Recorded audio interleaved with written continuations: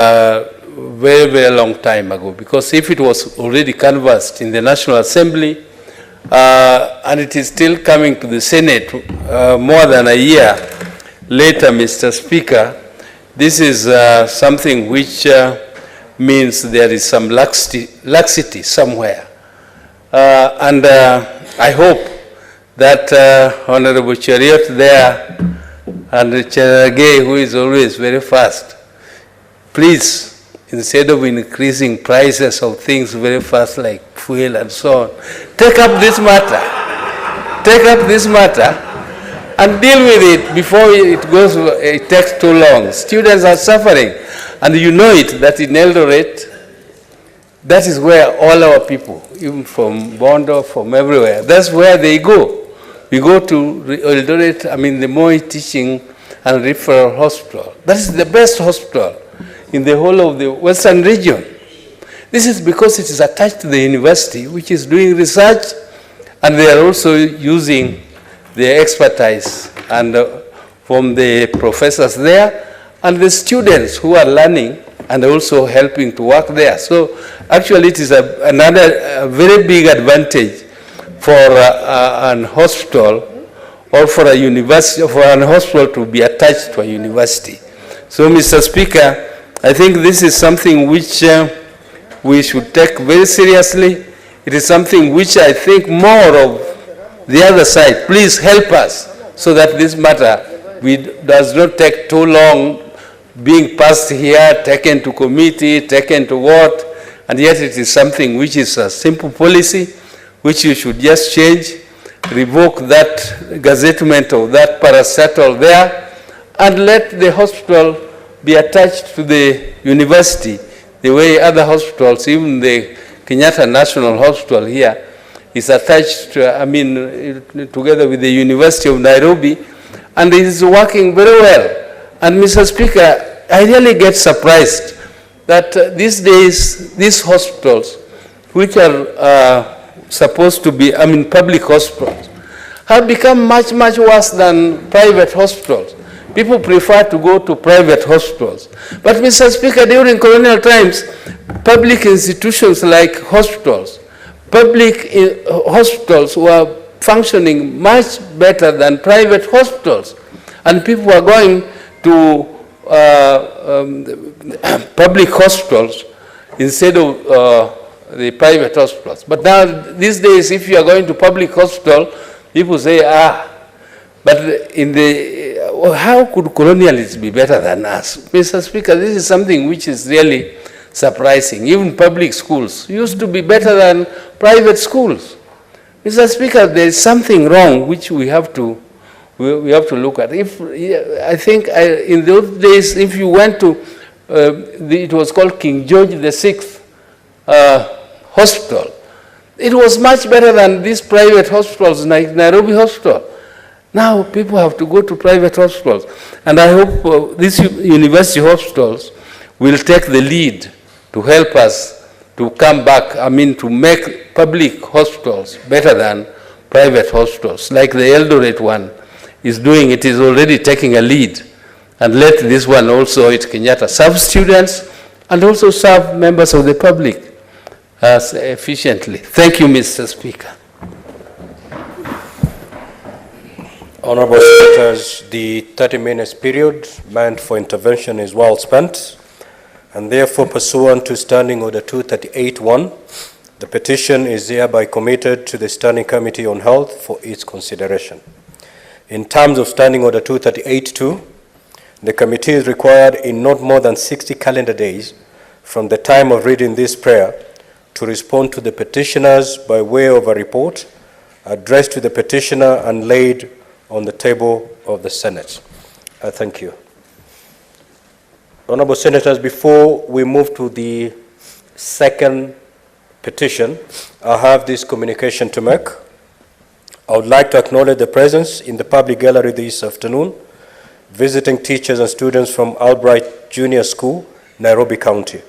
The group comprises 3 teachers and 12 students from the Journalism Club who are in the Senate for a one-day academic exposition.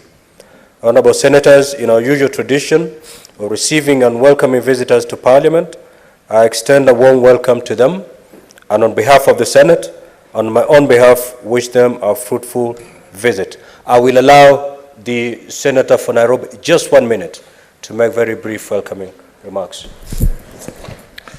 Thank you, Mr. Speaker, for allowing me opportunity to welcome the students of Albright to the Senate. And on behalf of my colleagues and on behalf of the entire House, to wish them a fruitful visit of the Senate. You've said that they are members of the Journalism Club. In fact, Mr. Speaker, we have had conversations in my office following a request that came from one of the schools, Huruma Girls, to support the journalism clubs in public schools in Nairobi. And as I speak today, we are at a very advanced stage with one of the leading global manufacturers of audiovisual equipment to actually support drama and communication clubs, art clubs in many of the schools in Nairobi. I am sure that if the teachers of Albright were to say the right things, there would be no problem for me including them in this program, although it was targeted at public schools, so that we are able to grow the talent in the school and hope that we can have very serious future journalists, news reporters, and all the others from this particular school. Mr. Speaker, as they might understand, the press, journalism, are one of the four pillars of democracy, Mr. Speaker, and that we need them. We need to see new practitioners in journalism. That is an essential cog in protection of our democracy every day, because it shines light on everything that we do, especially as elected leaders here. Even as we are in this chamber, you can see this is the parliamentary broadcast service, so that everything we say here is actually seen by the citizens out there. And you can confirm as citizens of Embakasi that the things that I am saying here are the things that you've sent me. So I want to thank them for this visit, and I wish them a successful visit, and I hope that we will be seeing some big names in media coming from Albright. I thank you, Mr. Speaker. The second petition is by Senator Mariam Sheikh Omar.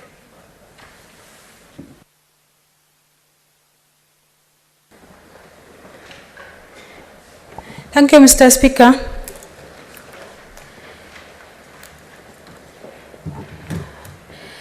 A petition to the Senate by President of Choka concerning illegal demolition of the house by Kenya Power and Lightning Company in Choka, Miango area.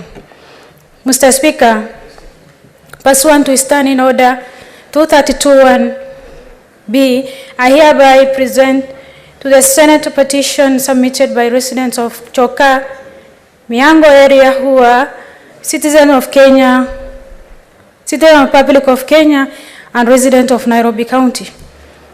As you are aware, under Article 119, Section 1 of the Constitution, I quote, every person has a right to a petition Parliament to consider any matters within its authority, including enacting, amending, repealing any legislation. Mr. Speaker, the silence issue raised in this petition are as follows: that on 19th April 2019, Kenya Power and Lightning demolished houses in Choka, Mihango area of Embakasi East constituency and argues that the houses were in the Power Way Leave corridor. Mr. Speaker, that through multi-sectorial agency, consultative committee comprised of NEMA, KURA, NCA, WRA, Nairobi, KPLC, Kenya Railways, Nairobi City County Government, National Police Services, KAA, NYS, NDMU, and other agencies, KPLC demolished homes of residents and therefore subjecting them to emotional torture, stress, ridicule, and embarrassment. Mr. Speaker, that despite the President, His Excellency Uhuru Kenyatta, suspend the notice of demolition, which was due on 24 December 2018, KPLC ignored the presidential order and proceed to demolish the properties. That the residents were the legal properties of the residents were the legal properties of the plot at Injiru Mihango of Kagundu Road in Nairobi County. At no point did the KPLC communicated with the residents to resolve any issues of claimed encroachment to the Power Way Leaf Corridor. Mr. Speaker, as a result of illegal demolitions, nearly 500 families were rendered homeless, with children forced to close schools earlier because their schools and the residence has been destroyed. Some residents also lost their livelihood since their business has been demolished. It is also worthy noting that one of the residents committed suicide as a result of frustration, trauma, and shock created by illegal demolitions.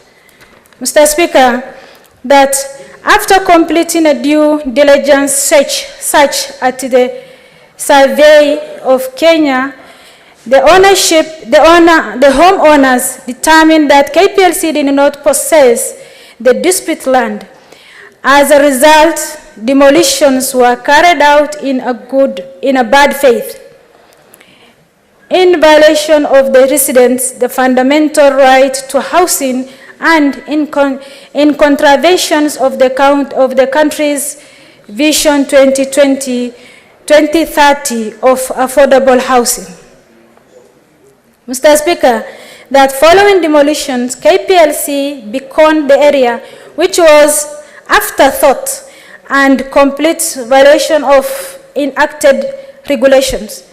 The disputed plot has since remained vacant, with possibility of being sold to the third party to the pursuit of demolition victims who have experienced emotional losses and emotional torments, worry, and disgrace. Mr. Speaker, the issue presented in this petition has been raised with relevant bodies but have not been adequately addressed. Mr. Speaker, none of the issues raised in these petitions are pending before any court of law, constitutionally, or any other legal body. Mr. Speaker, consequently, the petitioners pray that Senate investigate this matter with a view of ensuring that the victims are resettled and adequately compensated by KPLC. Thank you.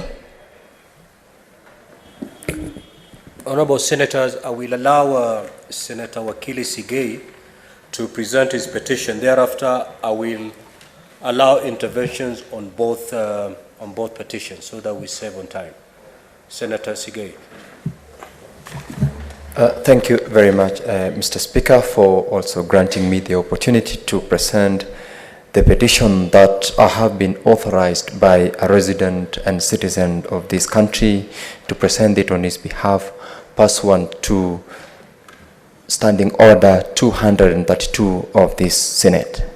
Mr. Speaker, the petition respectfully states that Kenya Breweries Limited is one of the oldest public listed companies in Kenya, having been established in the year 1922, that there has been a controversial majority acquisition of East African Breweries by Guinness PLC in 2000, which was strongly resisted by the people of the Republic of Kenya through the Parliament, that despite having knowledge of the dealings of the Capital Markets Authority, Kenya Revenue Authority, the National Treasury, and East African Breweries Limited have since not acted so as to correct or stop the fraudulent activities relating to shareholding and the illegal acquisitions.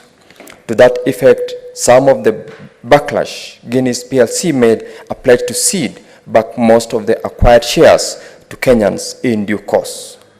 That incomplete and total betrayal of this undertaking, Diageo PLC has now purported to acquire additional 15% shares in EABL.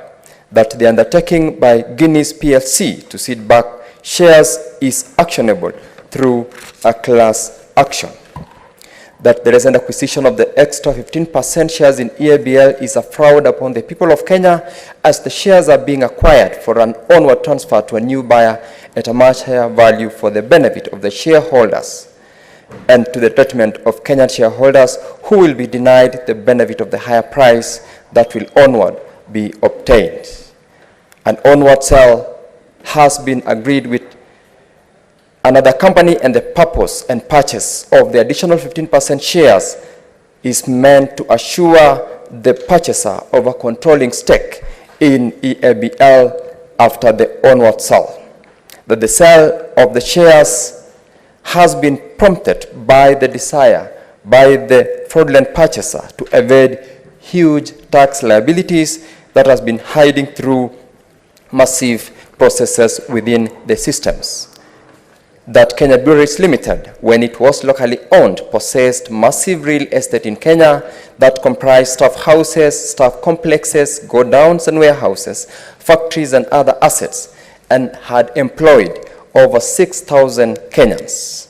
That EABL has corruptly disposed of all these properties and repatriated the sale proceeds, and is now but a mere shell employing a paltry 600 employees.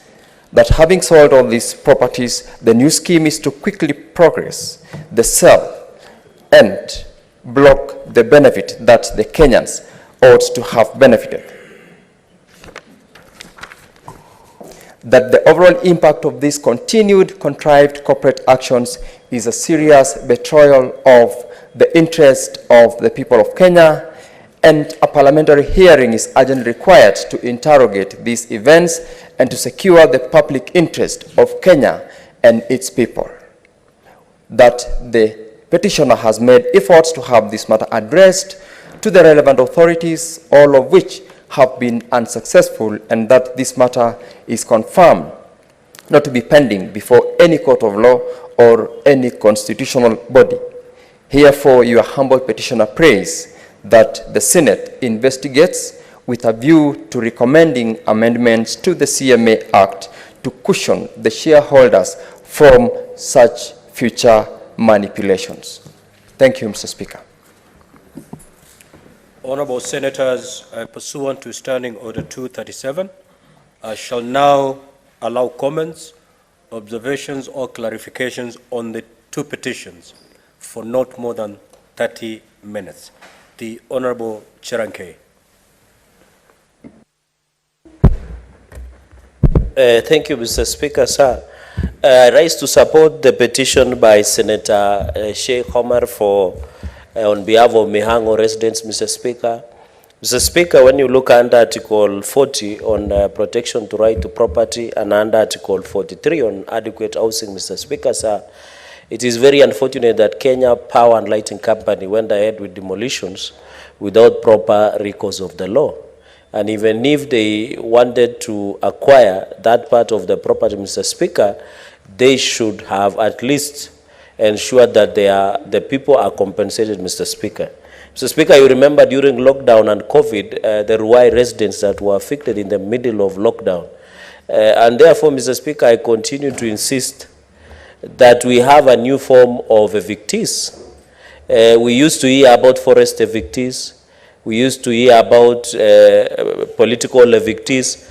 Mr. Speaker, there is new crop of evictees called infrastructural evictees, especially in our cities and our towns, Mr. Speaker, where an entity wakes up in the morning, they demolish the kiosks, they demolish people's houses, And therefore, Mr. Speaker, I think the great people of Mihango who lost their houses, Mr. Speaker, somebody must be held accountable, Mr. Speaker, because if they did violate the law, then it is very unfortunate that those people of Mihango residents here in Embakasi East, Mr. Speaker, in Nairobi City continues.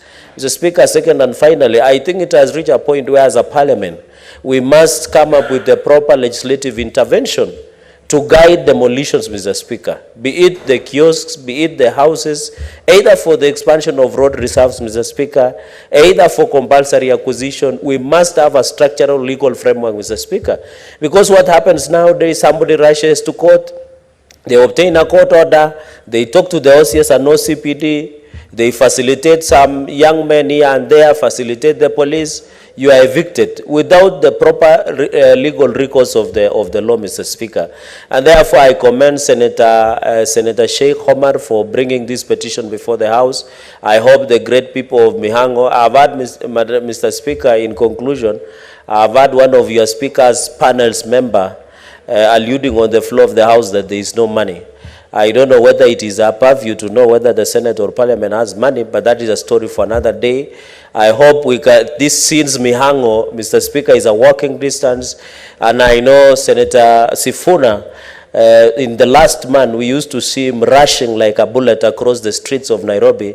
He can be able to lead us to Mihango because, you know, he has been rehearsing, running here and there, Mr. Speaker, so that it becomes easy. But I want, Mr. Speaker, my senior youth and my friend Senator Uhuru acknowledges there is government in place, and I hope Senator Sifuna is borrowing such Solomonic wisdom from Senator Uhuru, who is a very senior citizen in this republic, Mr. Speaker. So with those very, very remarks, I support this petition and hope we shall have a policy and legislative intervention as the outcome of policy. Thank you, Mr. Speaker, sir. Senator Manzo. Thank you, Mr. Speaker. I would like to comment on the petition on eviction and say that when evictions happen, sometimes they are fraudulent evictions. People go to court, they obtain a judgment ex parte or a ruling, and at times pretend that they can evict, and if you are not quick enough, the events end up being very sadistic, and again, by the time you go back to court, you have already been overtaken by the situation. And Mr. Speaker, this is something the Senate should take very seriously, because the government is talking about housing, yet houses which are constructed, including a school, are demolished and the community is left helplessly. There are a section of civil servants who are very malicious. Despite the matter be explained to then head of state and him giving direction that they hold on while they process to know whether the wayleave is real or not. Because you see, this is a matter of lands, and it can be verified, and there can be wrong allocations. The question is, after Kenya Power took over this land, what is there in that land today? Have they done developments which are designed? Is it for the benefit of community? Or some other individuals have now gone on to grab the same land and end up owning it? Mr. Speaker, this has been an experience not only in this particular place, but many other places. People are evicted without a proper notice. There must always be a notice before eviction, and there must be proper court orders when necessary. And the police, which is near there, should also be able to protect such properties. When residents report, they have the capacity to stop before anybody goes on to disturb the peace of peace-loving Kenyans. And the damage caused then is very enormous. I'm surprised that eventually the matter has ended up in the Senate. But why have these human rights organizations not taken action for all these years? Why have they not been in the court? Why has the government also not taken action to restore? I think it's a matter Senate can resolve. It is within its mandate. And Mr. Speaker, we really look forward to assist the committee dealing with it to make sure that justice is done to these people. I thank you, Mr. Speaker. Senator Tabitha Mutembei.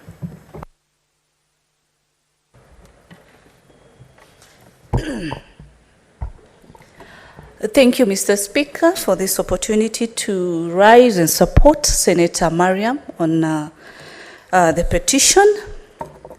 at Mihango. Allow me, Mr. Speaker, to state that Mihango is actually my voting place. That's where I vote, in Embakasi East, more precise, Mihango Primary. So it's an area I'm very familiar with. These issues of residents being, or owners being evicted from residence is not new in this particular area, Mr. Speaker. And I'm happy that she has put this across, because it is very wrong for anybody, as much as it's the government organization, to evict families, hence loss of property and loss of lives for these people. Mr. Speaker, allow me to agree that March 2018, on the 15th, KPLC launched what we call Ondokea Laini. This was to ensure that people who are living under the way leaves get out of these particular areas, Mr. Speaker. Then we ask, Mr. Speaker, why do we have way leaves under Kenya Power? These particular areas assist Kenya Power to be able to maintain their equipments at given particular different moments, depending on the situation of the power, to be able to inspect and repair their equipments. But in the event that families are in a particular area, Mr. Speaker, it becomes very sad on the modalities and the processes that institutions and government institutions then use to put off families in these particular moments, Mr. Speaker. Mr. Speaker, this reminds me that last week in an area called California, people were evicted at 2 a.m. in the escort of police officers in this country, where we have families in these particular homes living. The issue, back to the issue of Mihango, Mr. Speaker, as I support Senator Mariam on this is a matter I would request, Mr. Speaker, that the committee you'll assign to look into, to ensure the stakeholders or Kenya Power as a company also states and gives full report on the losses that have been undertaken. Mr. Speaker, yes, allow me to agree that cartels have also been involved during these particular moments of also misleading our Kenyans in buying land and property in the wrong destinations, Mr. Speaker.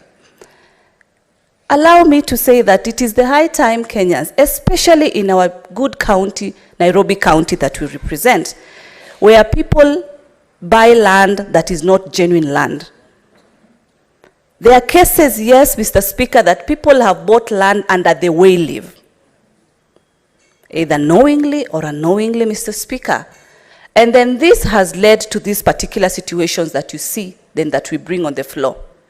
But still, that does not indicate that people should lose their lives, should lose their property. There are better ways of Kenya Power coming in, and hence that's why they set the operation that is called Ondokea Laini operation. They came and realized that this is happening.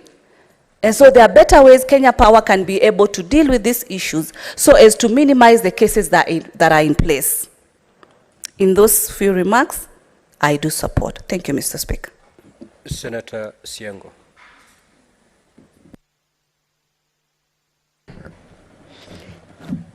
Asante Bwana Spika kwa kunipa fursa hii kuchangia petition ya Senator Mariam kuhusu kuondolewa na kufunjua manyumba kwa wakazi wa Chokaa Mihango. Bwana Spika, niseme kwamba hii inaonyesha utepetepe ya wafanyikazi wa kampuni tofauti tofauti. Kwa sababu wakati haya manyumba yalikuwa yakijengwa, walikuwa wapi? Wanaohusika kama ni planning ama ni authorize nyumba zijengwe, walikuwa wapi? Ndiposa wananchi wanunue shamba, wajenge manyumba, waishi ndani, na kama ni mzee ako na bibi, ako na watoto, ako na vitu zake za dhamana ambazo amenunua na ameweka kwa nyumba, alafu anaamkia asubuhi moja ameondolewa, hana nyumba na ajui aende wapi. Niseme Bwana Spika, niruhusu niseme kwamba kampuni ya stima nchini Kenya imeleta machozi mingi sana kwa Wakenya, kwa sababu kufunja nyumba, kubomoa nyumba bila mpangilio, bila idhini ya kwamba watafanya hayo siku inayokusudiwa, tarehe inayokusudiwa, hii ni kuumiza na kuhujumu hata haki ya Wakenya. Kwa hivyo ni makosa kabisa. Na niseme Bwana Spika kwamba ni kama wana Kenya wametupa hutu nje ya dirisha. Wanapofanya mambo hawafikirii ile hutu kwamba huyu ni binadamu kama mimi. Ninaetesa, kesho inaweza kuwa ni mimi. Nitaenda wapi? Kama ingekuwa hao wamefanywa hayo, wenyewe wangefanya nini?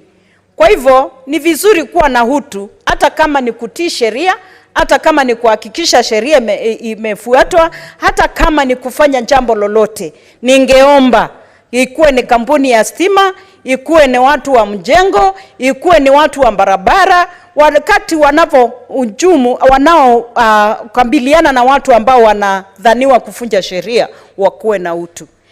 Jambo lingine,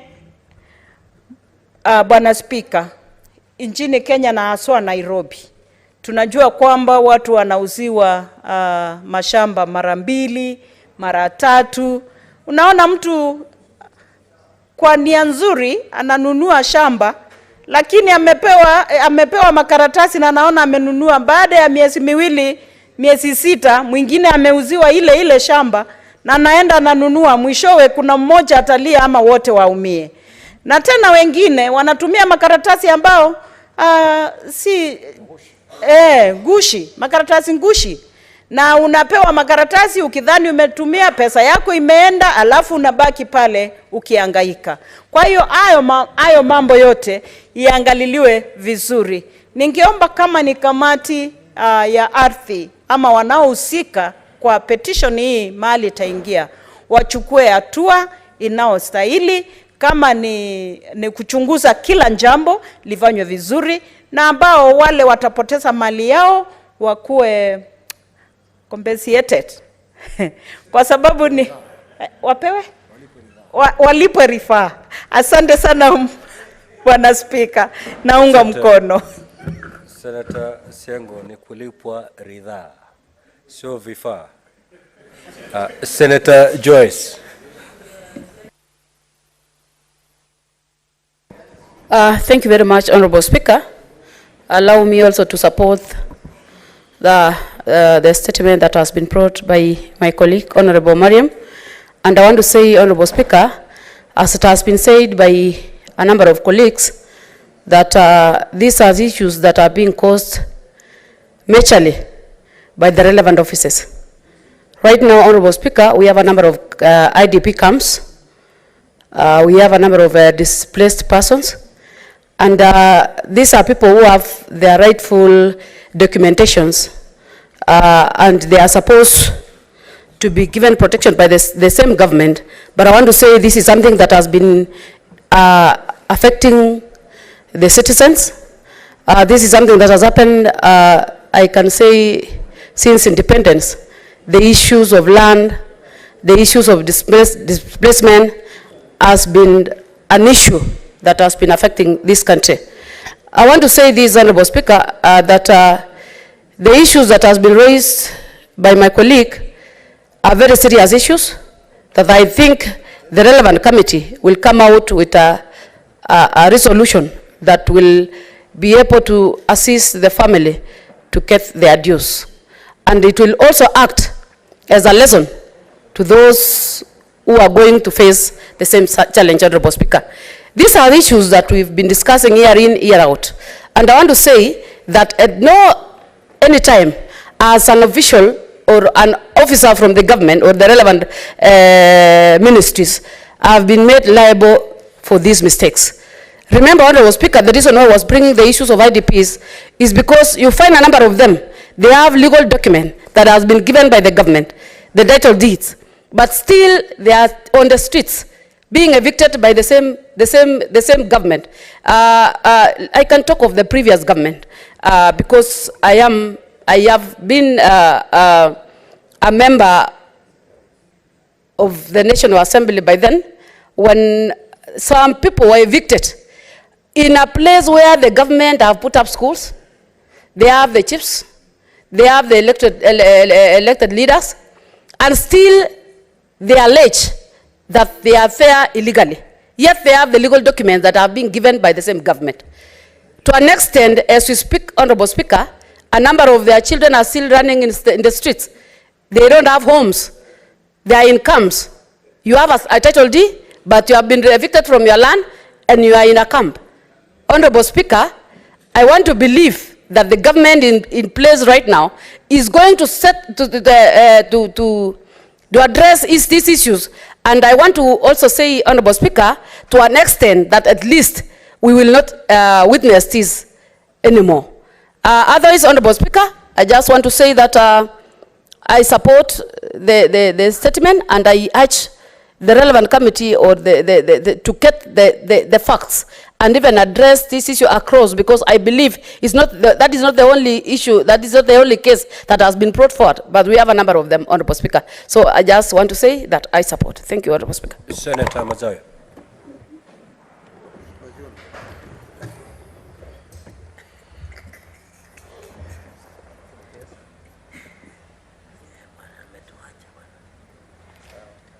I thought I called Senator Mazayo. Mazayo. Oh, sorry. If Senator Mazayo wishes to... Today I'm not.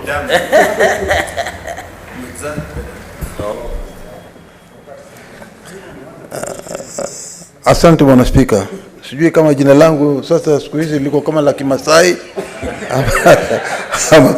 ama liko namna gani, lakini mimi siketi. Bwana Speaker, asante sana. Bwana Speaker, kama kuna wakati wowote ambao familia huwa zinateseka, ni wakati wa kufurushwa kiholela ama kufurushwa katika makaazi wanayokaa. Kama kuna uchungu ambao watu wanasema uchungu wa mwana ujuaye ni mama, lakini ikifika kwamba jamii yote huwa inajua ni uchungu wa kuhamishwa kutoka pale mahali mnaita nyumbani, alafu sasa hamna pa kwenda. Bwana Speaker, wakazi wa Chokaa ni wakazi ambao ni wa Kenya na wanaishi katika hicho kijiji, na ni bahati ya kwamba hawakuchagua, lakini hayo ndio makao yao. Jambo la kusikitisha leo kuona ya kwamba Kenya baada ya miaka 60 tunaweza kuchukua na kuweza kufurusha Wakenya wengine kutoka sehemu wanazoziita nyumbani, yaani makazi ya kwao, na kuwa katika barabara, hawajui waende mbele waende nyuma. Utendaji kazi kama huu wa Power and Lighting kufanya kitendo kama hichi, Bwana Speaker, ni cha kukemewa zaidi. Kuna watoto wa skuli, kuna kina mama, kuna wagonjwa, kuna jamii ambazo tunaishi nazo pia ndani ya nyumba ambao ni jamii zetu, na hao ndio hupata tabu zaidi. Bwana Speaker, ni jambo la kusikitisha leo ikiwa hatua kama hii itafanywa, na hali kulikuwa na oda ya rais akisema ya kwamba mahali hapa pasivunjwe ama wasiweze kuhamishwa. Hivi leo wako nje, hatujui watakao walipa ni kina nani. Watoto wa skuli hawajui wakae nje, wafanye namna gani, waende skuli alafu watarudi wapi, hawajui wataenda wapi. Wale wagonjwa kama hawako hospitalini ama wataweza kujikimu namna gani. Ni hali ya mateso ambayo iko katika hivi sasa katika kule kwa Chokaa. Kwa hiyo nataka kumuunga mkono dadangu kwa kuleta hii petition hapa, na kwamba kamati ambayo itaweza kuchaguliwa, ile kamati yetu ya lands, iweze kuangalia ya kwamba hawa watu ambao wamefurushwa katika nyumba zao ama hawa watu ambao hawako katika makao yao, Bwana Spika, tunaunga mkono petition hii tukisema ya kwamba haki itendeke na kila Mkenya awe anaweza kuishi mahali anapopaita kwao. Jambo hili Bwana Spika linatendeka sana, hususan katika Kilifi. Kilifi County tulikuwa tunafikiria ni sisi peke yake, kwa sababu tunasema ukiona cha mwenzako chanyolewa cha kuanza kutia maji. Sasa tunaona hii tabia imeanza kuja huku juu. Hatujui itakuja kiasi gani, lakini tunasema tu ya kwamba ingekuwa bora tabia kama hizi ambazo watu wanaweza kufurushwa, hususan na makampuni kama Kenya Power ambalo ni shirika la serikali, liweze kuzingatia heshima kwanza, na waweze kuona wale wakubwa wanaweza kuongea, na alafu waangalie jinsia wanaweza kuchukua hawa watu ama wakawaahidi hawa watu watawapeleka mahali gani kabla ya kuwafurusha na matingatinga na kuwavunjia nyumba zao na maana ni wa Kenya wenzetu. What is your point of order? Kwa hiyo Bwana Spika, Senator Mazayo. Asante sana. Senator Mazayo, kindly yield. Nishamaliza Bwana Spika. Just have your seat, Senator Mazayo. Senator Kinyua, what is your point of order? Bwana Spika, kulingana na hoja ya nidhamu ya 105 amesema ya kwamba uchungu wa mwana aujuae ni mama. Bwana Spika, mimi nimeketi hapa nikiwa nashindwa kwa sababu uchungu wa mwana aujuae mzazi. Mzazi anaweza kuwa ni mme, ni mke. Kwa hivyo yeye kusema uchungu wa mwana aujuae ni mama, mimi nimebaki na changanyikiwa Bwana Spika. Hiyo tu ndio nilitaka aweze kutuelezea Bwana Spika. Senator Kenyua,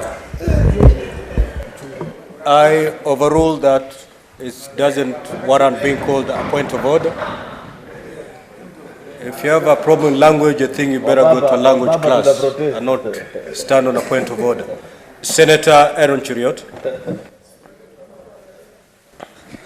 Mr. Speaker, I wouldn't wish to be drawn to the previous utterances, but just to say that as fathers in this house, we shall revisit at the right time. Anyway, Mr. Speaker, these are two very important petitions that have been brought before the House. First is a petition by Senator Mariam Sheikh on behalf of Mihango residents. Mr. Speaker, I know Mihango very well. I grew up not very far from there, and perhaps played football as a young kid, very close to where Senator Mariam is speaking about. And to be in this house this afternoon, Mr. Speaker, it will be gross abuse of the premium position of privilege that I have as a member of parliament to just rant and say this is wrong, shouldn't have happened, and expect that things remain the same. Mr. Speaker, those that have been in this house, and including everybody that's here this afternoon, know that on more than one occasion, we have considered petitions on citizens that have been evicted from various properties. Many times, countless times, I have lost count. And we keep on sharing our rage. Then we go wash our hands, eat mandazi, and go home. That's not what we are paid to do as members of parliament, Mr. Speaker. It will be great dereliction of duty if the committee responsible, the one that shall handle this petition, shall go, visit, listen, and just come back to this house with a report left out to gather dust in this house. I propose, Mr. Speaker, that this committee goes beyond the call of duty to not only just establish the truth on these residents, perhaps if KPLC will be found to be at fault, Mr. Speaker, first of all, impose a fine, and we have that responsibility. It's possible. We can give such directions, Mr. Speaker, and propose that they seek that the citizens actually be compensated. But over and above, Mr. Speaker, the most important thing is that can we come up with legislation, Mr. Speaker, on how to carry out evictions in this country, Mr. Speaker. We should go beyond just the collective rage as a house every other afternoon saying this was not done in a proper way. I believe that we can come up with a legislation that says even where there arises a dispute in a land between two parties, that this is a procedure that the police are supposed to follow. So that every other time we don't hear these stories that we keep on hearing that in the dead of the night people showed up in trucks, blah, blah, blah, and the kind of things that we hear each and every other afternoon, Mr. Speaker. We need to bury that practice this session of Parliament, Mr. Speaker. Therefore, the committee that will be tasked with handling this petition, Mr. Speaker, will do us great justice, and they'll cover us with dignity as a House, Mr. Speaker, if they come back to us with a legislative proposal on evictions of members of the public on any disputed property, Mr. Speaker, so that we put it to an end. This does not require much thought to it, but lay out a procedure.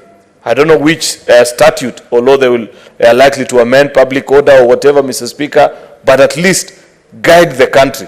It is clear that the reason why these violations continue to happen so many times, Mr. Speaker, is for want of good laws, Mr. Speaker. Therefore, I believe that will be good justice, so that we never sit here on another afternoon, Mr. Speaker, to just lament and go and have mandazi and go home, Mr. Speaker. Secondly, Mr. Speaker, is a very interesting petition by Senator Hilary Sigei, which seems to have escaped the notice or the attention of many senators, because I've listened to most of my colleagues and they have only commented on the petition about evictions by KPLC.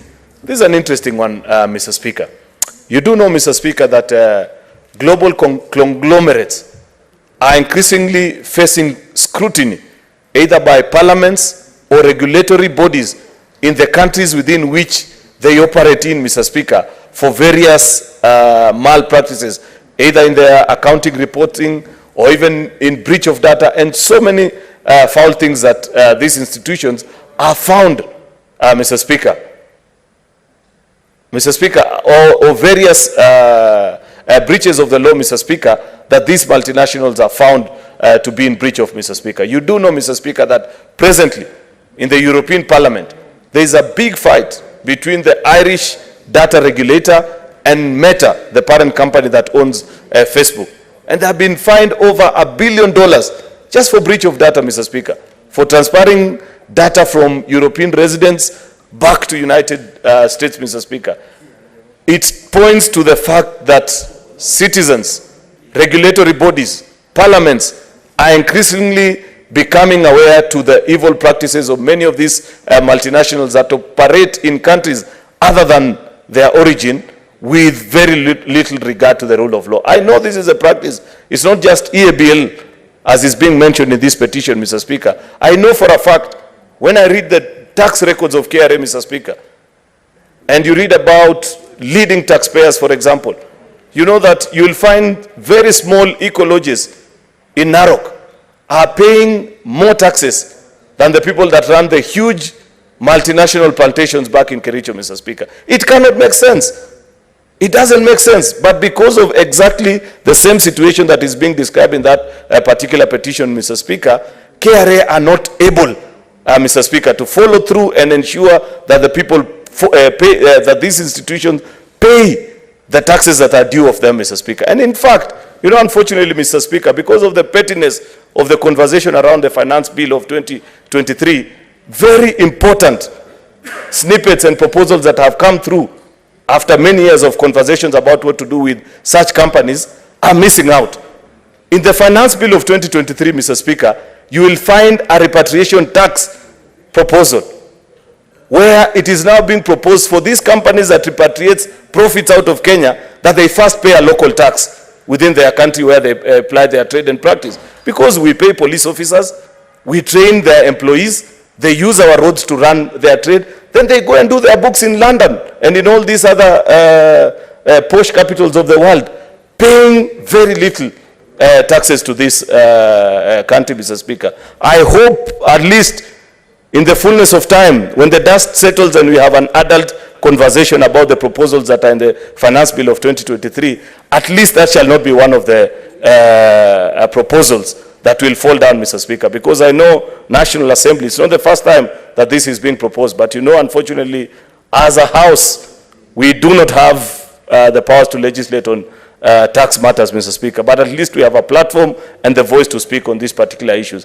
Therefore, we'll be watching with keen attention the proposals that will come from whichever committee will handle that petition on the practices of EABL, Mr. Speaker, that we are being invited to listen and learn from that citizen that has petitioned this House, Mr. Speaker. It's of great interest, Mr. Speaker, to note that while this citizen had the choice to take this petition either to the National Assembly or the Senate, they brought it here to the Senate. Maybe there's something they know about us as a House. Let us not kill the hopes that they have about us as a House, Mr. Speaker. I thank you. Senator Ledama.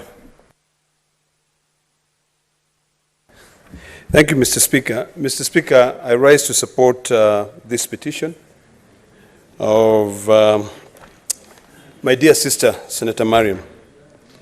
Mr. Speaker, one of my biggest problems with Kenya Power, and I'm in the Senate Energy Committee, is that the records of Kenya Power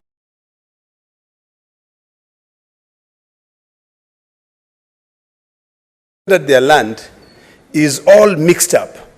So it's very difficult to be able to tell whether these properties which were demonstrated, were demolished, were actually along the way live of Kenya Power. Hypothetically, Mr. Speaker, if indeed the properties were built illegally, I've read through the petition that there are various things that happened, that the former president issued an executive order, and I was just consulting with the senior counsel whether those executive orders lapse, and I was told that as soon as that president is gone, that executive order also dies. But in the interests of human beings, Kenyan citizens who reside in a particular area, why would it be so difficult for Kenya Power, for DCI or the DCC to be able to sit and discuss with the residents of the area and say, we will look for a suitable place for you to move, or at least they are given an opportunity to move? If indeed, Mr. Speaker, the issues which have been raised in this petition are accurate, because I've also noted that the residents went to court. And the last I checked is that if this matter was in court, then this House should not be entertaining it. So I'm a little bit perplexed, Mr. Speaker, because in the petition it says that the residents did go to court, and when they went to court, if you read number 6, it says that the resident filed 2 suits, and it names them there. And then it says that to stop the demolition of any forms of damages to the properties, but KPLC blatantly disregarded the said court orders issued on the 5th of April 2019 and 14th March 2019 respectively. Mr. Speaker, what I do not know, first of all, and maybe Senator Mariam can be able to clarify this, is whether this matter is still alive in court. Senator Ledama, just have you said. That is a very valid concern. We cannot commit a petition whose subject matter is live in court. So, Senator Mariam, you're the one who brought this petition on behalf of the residents. Kindly confirm to the House that there is no dispute pending, not just in court, but in any other forum where this matter is discussed. Thank you, Speaker.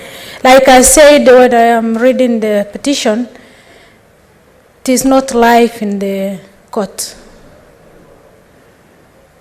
What was the determination? What was the fate of the 2 suits that were filed by the residents? It has been withdrawn. Thank you. Proceed, Senator Ledama. Fair enough, Mr. Speaker. The issues of subsidies are things which are of great concern to me. Because if a matter is live, but the way to appear is that there are orders. These orders do not cease to exist if they have not been complied with. Dama, yes. I think Senator Mariam has said the suits were withdrawn. No, Mr. Speaker, I'm okay with that. What I'm just saying is that I'm still grappling with the idea that a court order would be issued and a publicly traded company You know, what people seem to forget is that Kenya Power is owned both by individuals. I've got some shares. I'm sure some residents here, it could be 2 or 3 shares you have, or 200. And even those residents who are evicted.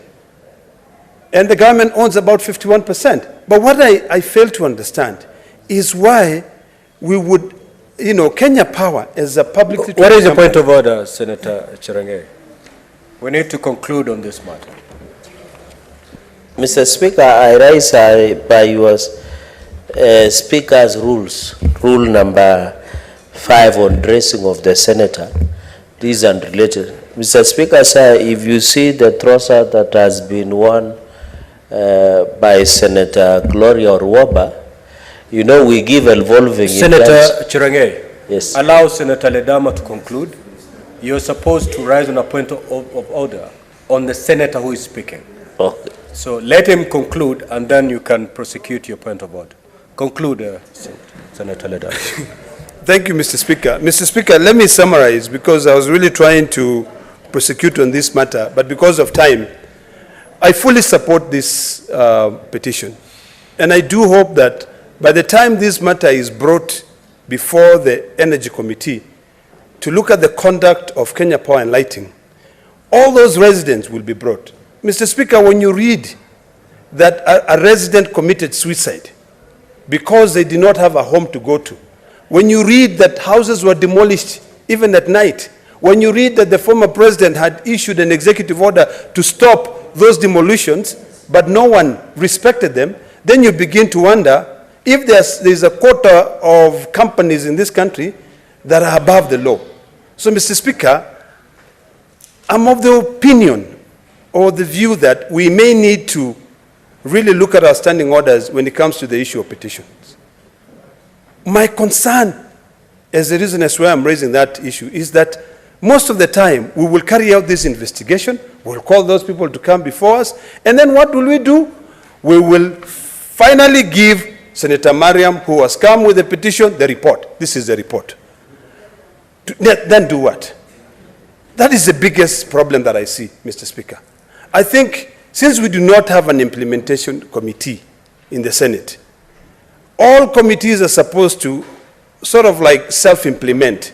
But I think it's about time, as the Senate of the Republic of Kenya, for us to be seen as solving issues and to give confidence to citizens that whenever they bring a petition, we can actually give results. We may need to relook at our standing orders.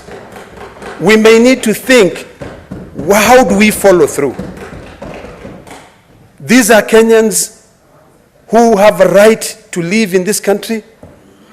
Their rights have been violated. Kenya Power and Lighting have attempted. In fact, even in Narok, sometimes, Mr. Speaker, you'll find that they will go and they will say that these houses are built along the way-live. When you follow, there's no way-live.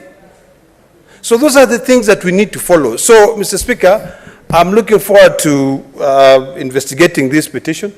I hope you will commit it to the Energy Committee so that we can be able to follow through and ensure. And I want to assure the people of who are affected. These Kenyan citizens, there are about 10 of them, we will do everything possible to be able to make sure that if it is compensation, if it is your rights are respected. Thank you, Mr. Speaker.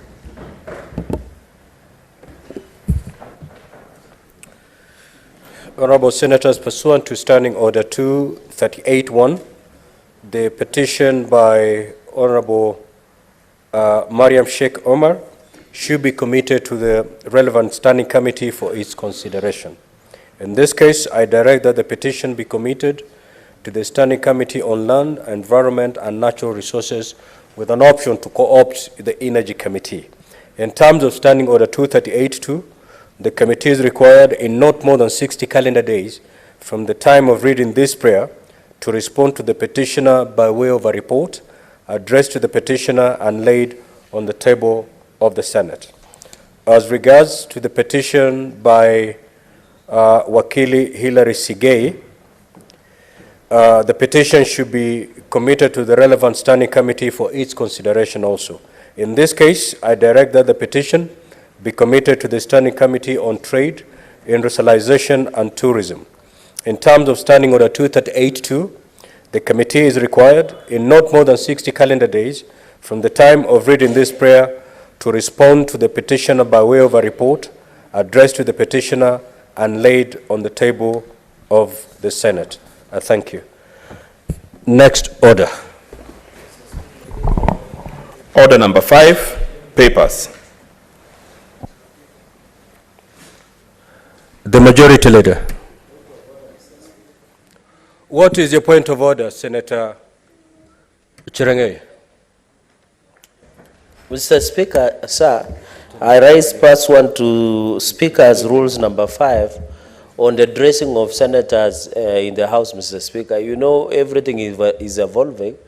Mr. Speaker, if you see the trouser that has been worn by our champion against administration in the country, our beloved Senator, Senator Gloria Orwoba, Mr. Speaker, sir, she has worn a trouser similar that when some of us go and wind down on Fridays, we see the DJ is wearing, Mr. Speaker.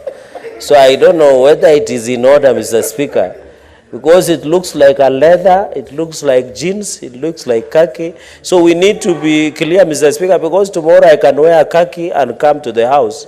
As a senator, I don't know whether it will be acceptable or a jeans. So, Mr. Speaker, I needed guidance, and maybe you can direct the female sergeant at arms to look, because I can see Senator Murango is looking at it keenly. So we request that the female senator should be the one to look at that matter, Mr. Speaker. Start guided.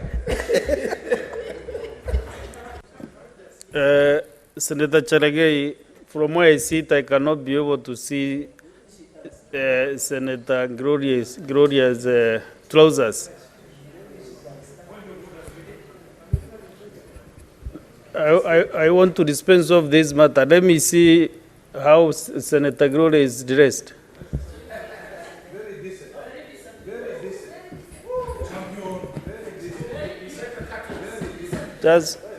Just walk.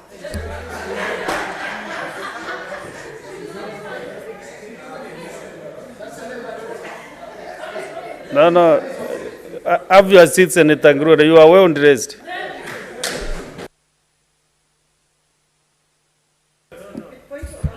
Now, you see, no, you're okay. You just, so let us have the statement by, go to your Standing Order 96.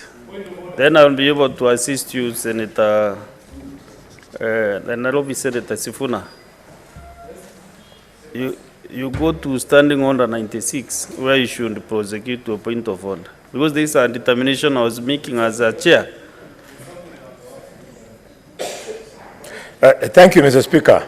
Mr. Speaker, sir, I beg to lay the following papers on the table of this Senate today, the 31st of May, the year of our Lord 2023. Being, Mr. Speaker, reports of the Auditor General on the financial statements of the year ended 30th of June of 1. Leighton Municipal Board for the year ended 30th of June 2020.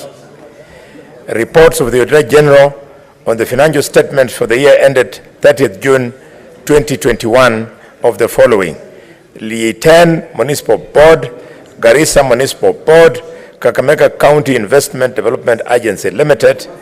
And, Mr. Speaker, reports of the Auditor General on the financial statements for the year ended 30th of June of the following: Isiolo Staff Mortgage Scheme Fund, Turkana County Emergency Fund, Nithi Water and Sanitation Company Limited,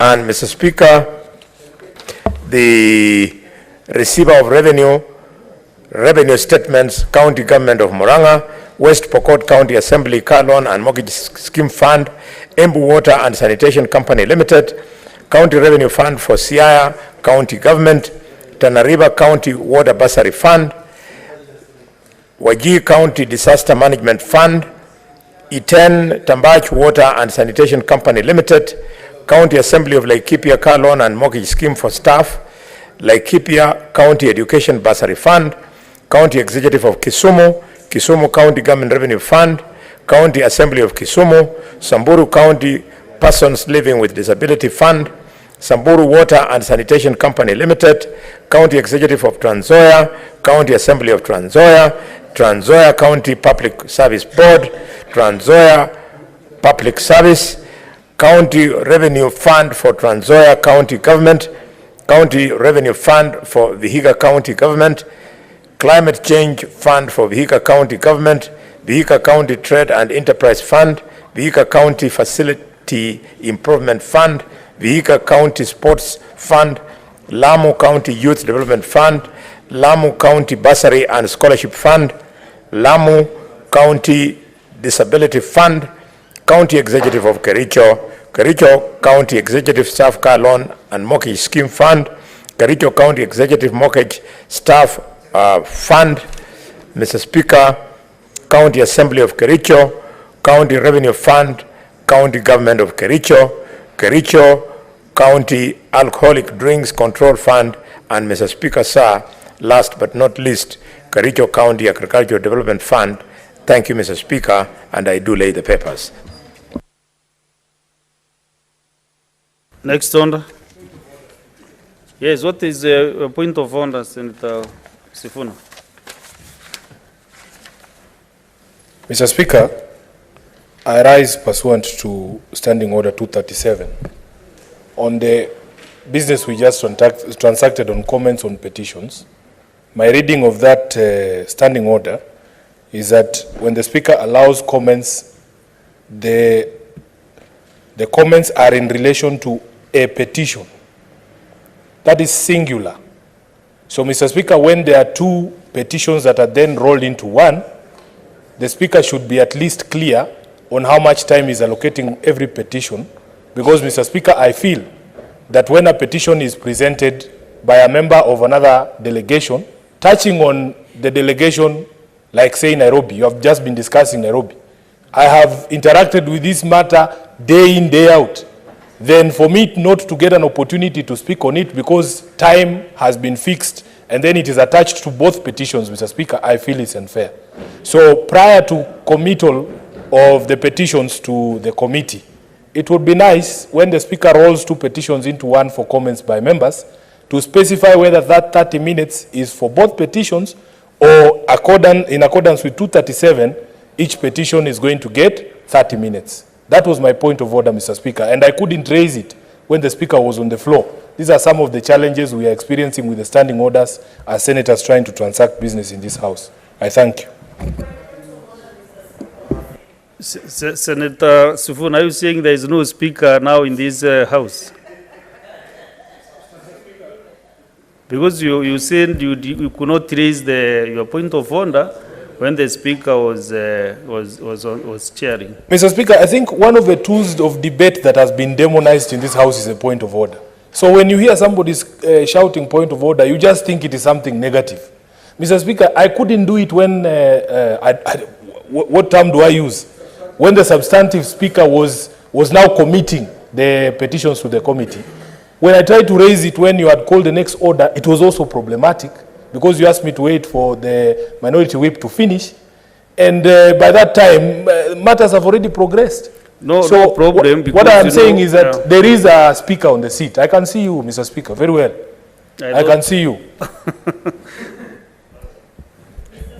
So maybe we get guidance on that as members of the Speaker's panel. Guidance. Thank you. I thank you, Mr. Speaker. Accordingly. Senator Gloria, you know, once and dispense of a matter. What is your point of order? Mr. Speaker, I just wanted to air. But if it's on your addressing, it's already done. Mr. Speaker, this issue is actually a pressing issue because even earlier today, we came ready for supplementary questions. for the cabinet secretaries. And Mr. Speaker, some of us, it is like our dashboards are like hazards. They are just on, and we are not getting the opportunity to actually Your point of order. My point of order, Mr. Speaker, is that aside from the reference that Senator Sifuna is actually making on the book, is that there is an issue here on matters expressing ourselves in the House, Mr. Speaker, and it needs to be looked into, Mr. Speaker. Thank you. Is that a point of order or what is it now? Next order.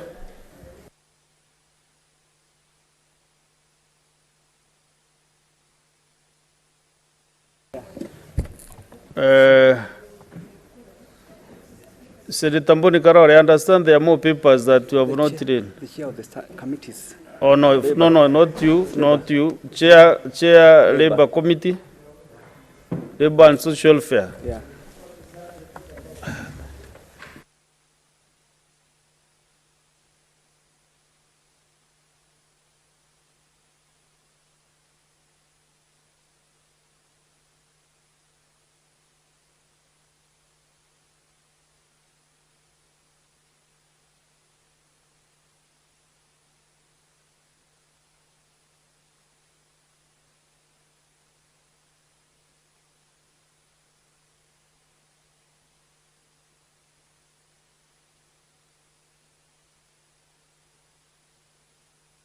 Chair, proceed.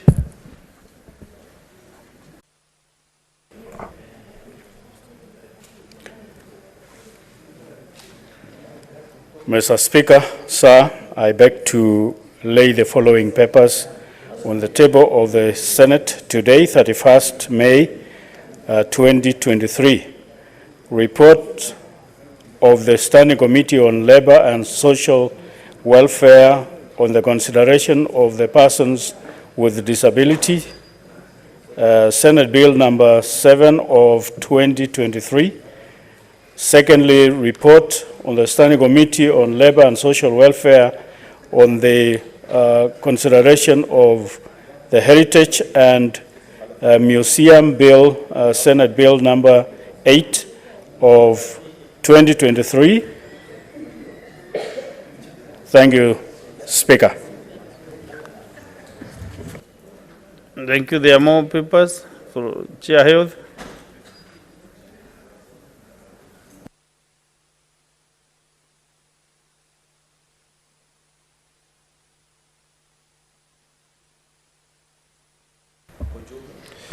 Mr. Speaker, I beg to lay the following papers on the table of the Senate today, 31st May 2023.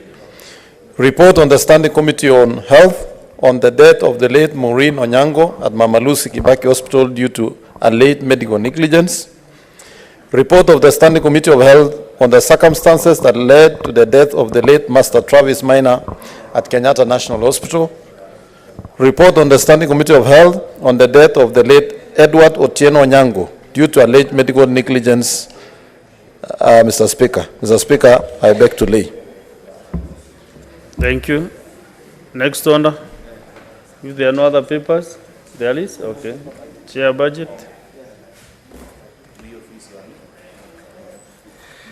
Mr. Speaker, sir, I beg to lay the following paper on the table of the Senate today, 31st of May, 2023. Report of the Standing Committee on Finance and Budget on the County Allocation of Revenue Bill 2023, Senate Bill number 16 of 2023. I beg to lay. Thank you. Thank you. I call for the next order.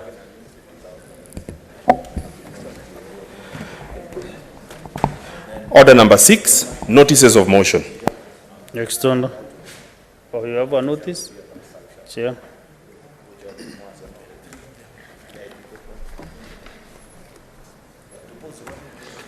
Mr. Speaker, I wish to give a notice of motion, adopt the report of the Standing Committee of Health on the death of the late Maureen Onyango at Mama Lucy Kibaki Hospital due to a late medical negligence. Mr. Speaker, I beg to give notice of the following motion, that the Senate adopts the report of the Standing Committee of Health on the death of the late Maureen Anyango at Mama Lucy Kibaki Hospital due to a late medical negligence, laid on the table of the Senate today, Wednesday, 31st May 2023.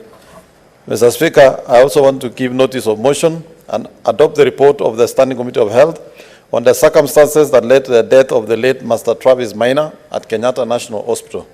Mr. Speaker, sir, I beg to give notice of the following motion: that the Senate adopts the report of the Standing Committee on Health on the circumstances that led to the death of the late Master Travis Maina at Kenyatta National Hospital, laid on the table of the Senate Wednesday, May 31st, 2023. Mr. Speaker, I beg to give notice of the motion that the Senate adopts the report of the Standing Committee on Health on the death of the late Edward Otieno Onyango due to a late medical negligence, laid on the table of the Senate Wednesday, 31st May 2023. Mr. Speaker, I beg to give notice. Thank you. Next order. Order number 7, questions and statements. Let's get statements. Understanding order 53-1. Senator Mudigi, Alexander.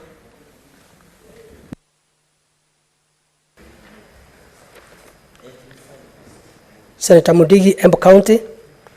Request for statement on disparities in development in Embu County. Mr. Speaker, sir, I rise pursuant to Standing Order 53-1 to seek statement from the Standing Committee on Devolution and Intergovernmental Relations regarding the conspicuous disparity in development within Embu County. In the statement, the committee should 1. Explain the clear discrepancies in development levels among the sublocations of Embu County, considering that a small number of sublocations are significantly developed, while a vast majority remain highly marginalized. 3. State the total amount of funding that has been located to Embu County under the Equalization Fund since the inception of devolution and indicate how it has been utilized. And 3. State the measures in place, if any, to address the conspicuous intra-county inequalities promptly. Alexander Mudigi, Embu County. Senator Mudigi, I understand that you are hosting Madaraka Day tomorrow and you are not inviting senators to your county. Bwana Speaker, mimi ni senator wa Embu County ambaye alichaguliwa na wananchi. Embu County tuko na sub-county 4. Naomba kwa kila mmoja wetu, tuko maseneta 67, na muomba nyote mtembelee Embu County siku ya Madaraka. Na muomba kwa sababu mnajua masenators hawana nguvu yote, siko kwa county na national government, muweze kwenda huko leo, mlale huko na kesho asubuhi muwe pale ndio muweze kupata fiti, kwa sababu tumeona mara mingi maseneta ni kama wanasukuliwa kama si watu. Na ninataka kuambia watu wa Kenya senator ndio hapa house. Ya pili, Embu County pale mtaona, nataka nimwambie upande wa Embu tuko na miraa. Hoja ya nidhamu. Mr. Speaker, I'm on my feet on a point of order. Mr. Speaker, pursuant to standing order on responsibility for statements, I don't think it is correct for the senator of Embu County to say that senators have no power in his own language. Mr. Speaker,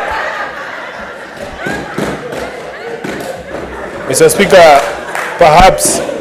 Mr. Speaker, I'm still on my feet. He is on a point of order. Wait until he finishes. Mr. Speaker, at the risk of violating our own standing orders, perhaps you allow me to say it in the language that he said it, so that he maybe understands what the problem was. Amesema anajua maseneta hawana nguvu iko katika serikali za county na serikali kuu. So, Mr. Speaker, that is a very dangerous statement coming from a Senate, because we have constitutional powers in this house If we had no such powers, we would not be here. I would wish that Senator Mundigi withdraw that statement because it goes to reinforce the characterization and perception out there amongst the public that we indeed a house with no power. I thank you, Mr. Speaker. Labda kuna nguvu ingine anasema sio hiyo ya uongozi. Labda kuna nguvu ingine, labda iko na itirafu hapa. What Bwana Speaker, you know I gave you a privilege just to welcome senators not to dramatize your issues here. Bwana Speaker, nafikiria senator mwenzangu na viki wangu wa Azimio akuelewa vile nimesema. Watu wengi wanaona kama senator ana power, lakini tunajua senator ni hapa house. Senator wa Nairobi na viki wangu wa Azimio. Na kwa sababu sio siku ya kurusha mawe, unafaa uelewe. Mimi nimesema watu wanaona kama senator ana nguvu, lakini katika Kenya senator ni hapa house. Kwa hiyo naukaribisha pale Kenya ukuje uangalie watu wa Hembu, tuko na watu wote wa Kenya kwanza. Kwa hivyo Azimio nyote karibuni Embu County.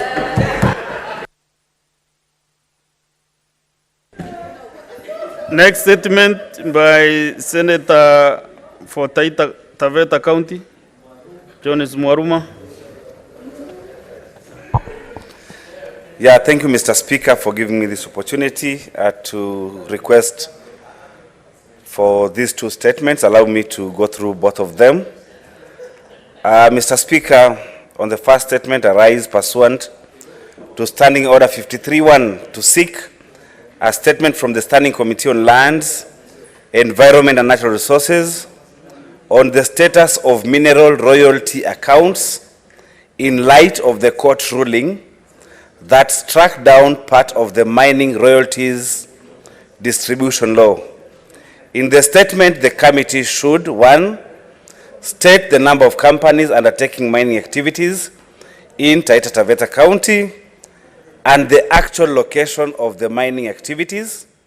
2, list the mining companies that have community development agreements with the host communities in the county and the amount of each has spent on corporate social responsibility.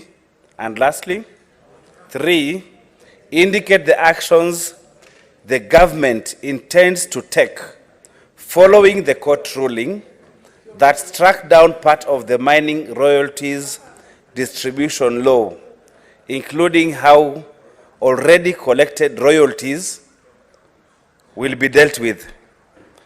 On the second statement, Mr. Speaker, I rise pursuant to Standing Order 53-1 to seek a statement from the Standing Committee on Finance and Budget regarding the utilization of the Equalization Fund in the County Government of Taita Taveta.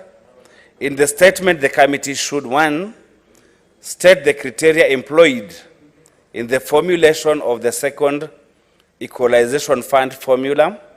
2, state reasons why a significant number of words in Taita Taveta County were omitted, despite their apparent developmental lag in areas such as road network infrastructure, health facilities, electricity connectivity, and adequate water supply. 2, furnish a list of projects undertaken under the first formula, indicating the nature and specific physical locations of these projects in Taita Taveta County. 4, disclose the budget allocation for projects and the amount utilized during the first formula period, specifying the nature of projects in water, roads, electricity connectivity, and health sectors across all the 47 counties. And 5, table a report on the status of projects under the Equalization Fund in all 47 counties, specifying the actual project, its location, and the status of completion. I thank you, Mr. Speaker.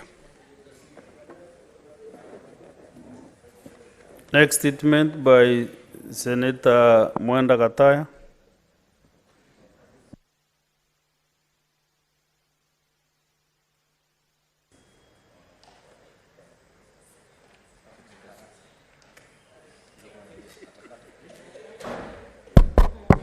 Thank you, Honorable Speaker. I have 3 statements that I want to make, and I will start with this is statement on the compensation of a family struck by lightning in Tharaka County. Honorable Speaker, I rise pursuant to Standing Order number 53-1 to seek a statement from the Standing Committee on National Security, Defense, and Foreign Relations regarding the compensation of a family struck by lightning in Ibote sub-location, Karocho location in Tharaka County on 24th of April, 2023. In the statement, Honorable Speaker, the committee should appraise the Senate on the state of investigations into the death of 2 sisters, Ms. Jacqueline Kanywa and Ms. Florida Kendi, after lightning struck their house in Ibote sub-location. State if there are plans by the county government to compensate the affected and the family in compliance with Section 6 of the Tharaka County Emergency Fund Act number 4 of 2016, considering that the mother of the 2 deceased girls also sustained burn injuries on her hands caused by the lightning.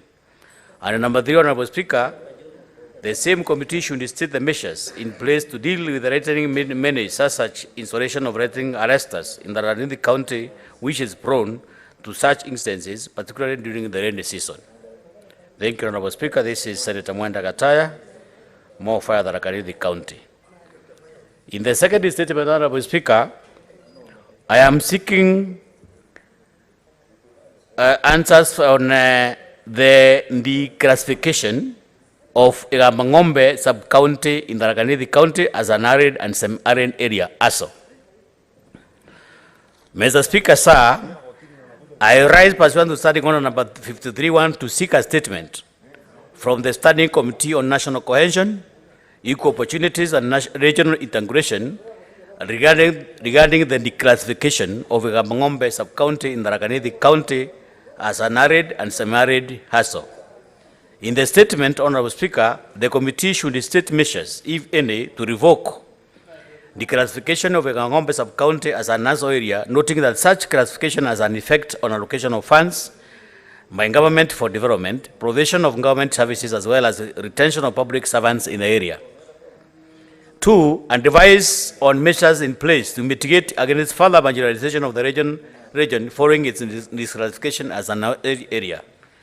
Number 3, Honorable Speaker, the committee should explain targeted interventions by the national government to initiate development projects in the region, including improvement of infrastructure and government facilities such as health facilities and schools. Number 4, Honorable Speaker, the committee should report on whether the National Treasury intends to allocate funds to Mangombe sub-county to help mitigate the effects of harsh climatic conditions, including recurrent spells of drought that have further caused further marginalization of the area. Thank you, Honorable Speaker. This is Senator Mwenda Gataya. More further. The third statement, Honorable Speaker, is on the erection of speed bumps on Parliament Road. Mr. Speaker, sir, I rise pursuant to Standing Order 53-1 to seek a statement from the Standing Committee on Roads, Transportation and Housing on the erection of speed bumps on Parliament Road.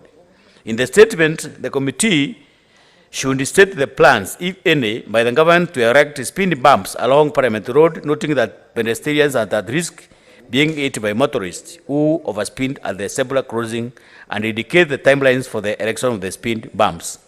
Thank you, Honorable Speaker. Senator Mwenda Gataya, Senator Tharaka Nithi. Next, Senator Jackson Mandago.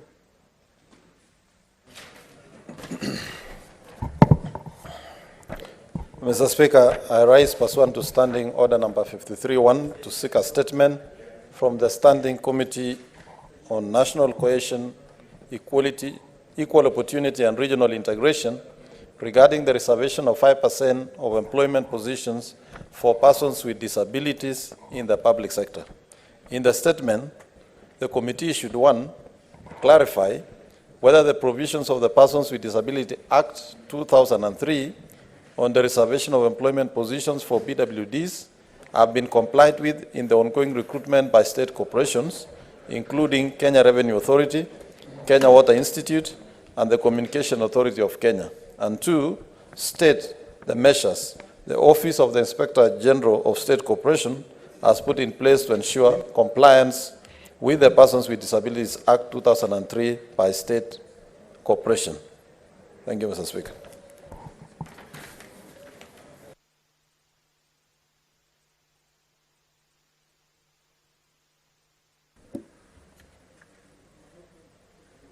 Statement number 7 by the Meru Senator is deferred to the next sitting. Senator Reverend Julius Mulgo, West Pokot County.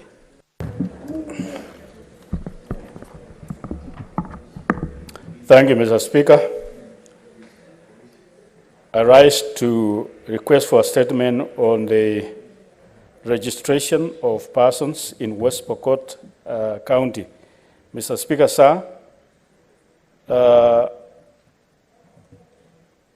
in the statement, the committee should indicate plans, if any, by the government to establish national registration bureau offices in all sub-counties of West Pokot County, and secondly, state measures in place to enhance access to the service, such as national identification cards, among other services offered by the National Registration Bureau by residents of the county. Thank you, Mr. Speaker.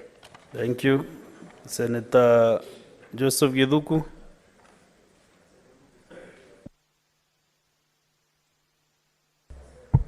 Thank you, Mr. Speaker. Mr. Speaker, I rise pursuant to Standing Order 53, subsection 1, to seek a statement from the Standing Committee on Roads, Transport and Housing on the construction status of the road connecting Kenyatta Primary School to Uziwa Junction in Lamu County. In the statement, the committee should provide details of the tender. The committee should provide the details of the tender of the upgrade of the road from earthen to concrete paving blocks, including the date, identity of the contractor who won the award, the amount of funds allocated for the project, and the scope of works to be undertaken. Clarify whether the Ministry of Roads and Transport is aware that the work was done,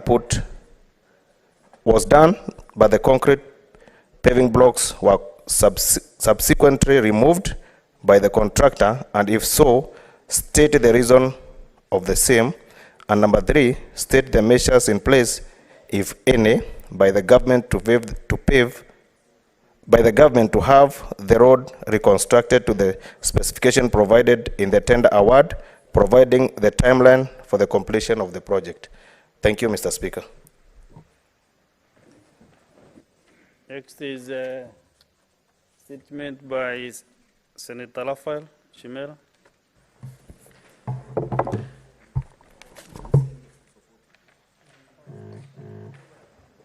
Thank you, Mr. Speaker. Mr. Speaker, I rise pursuant to Standing Order 53-1 to seek a statement from the Standing Committee on Roads, Transportation and Housing on the construction of the Kwale-Kinango Road. In the statement, the committee should, number 1, provide a comprehensive report on the current status of construction and maintenance of the Kwale-Kinango Road, indicating the timeline for completion of the project. Number 2, explain the challenges faced during the construction and maintenance process, detailing the measures being taken to address the challenges to ensure timely completion of the project. Number 3, outline plans in place, if any, to engage the local communities along the road to address their concerns as they arise throughout the construction phase. And lastly, Mr. Speaker, appraise the Senate on the steps being taken to ensure the road is built to specifications provided in the tender award, further stating measures in place to ensure regular maintenance of the road. Thank you, Mr. Speaker. The statement, thank you. The statement by Senator Mulanga County and Nandi Senator. Those two statements and fund. Is there a majority leader? Under 57-1? Oh, sorry, the last one by Senator Mohamed Faki.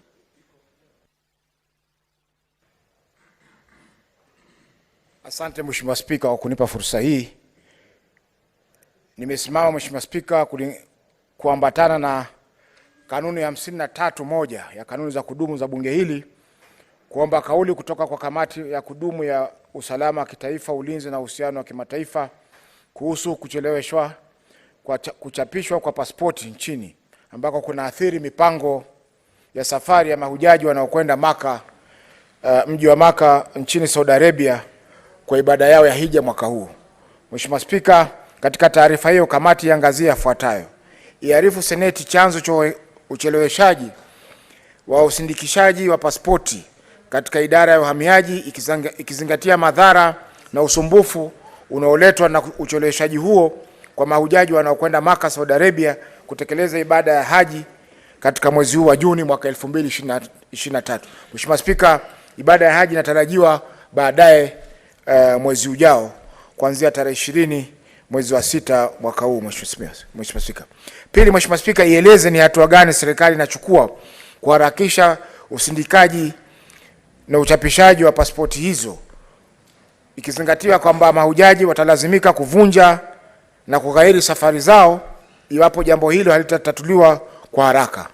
Mheshimiwa Spika. Tatu, ibaini ni mipango gani inafanywa na taasisi ya Kenya Hajj Mission iliyoko chini ya uongozi wa Supreme Council of Kenya Muslim SUPKEM kuhakikisha kwamba mahujaji katika msimu huu wa haji wanapata usaidizi mwafaka, ikiwepo kufuatilia na idara ya uhamiaji pamoja na Wizara ya Mambo ya Ndani na Utawala wa Kitaifa kuharakisha uchapishaji wa pasipoti hizo. Mheshimiwa Spika, asante kwa kunipa fursa hii. Majority Leader.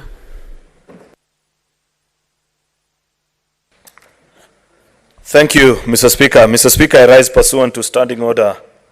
Now, I hereby present Standing Order number 57(1). Sorry, Mr. Speaker, sir, I hereby present to the Senate the business of the House for the week commencing Tuesday, the 6th of June, 2023, pursuant to Standing Order number 57(1).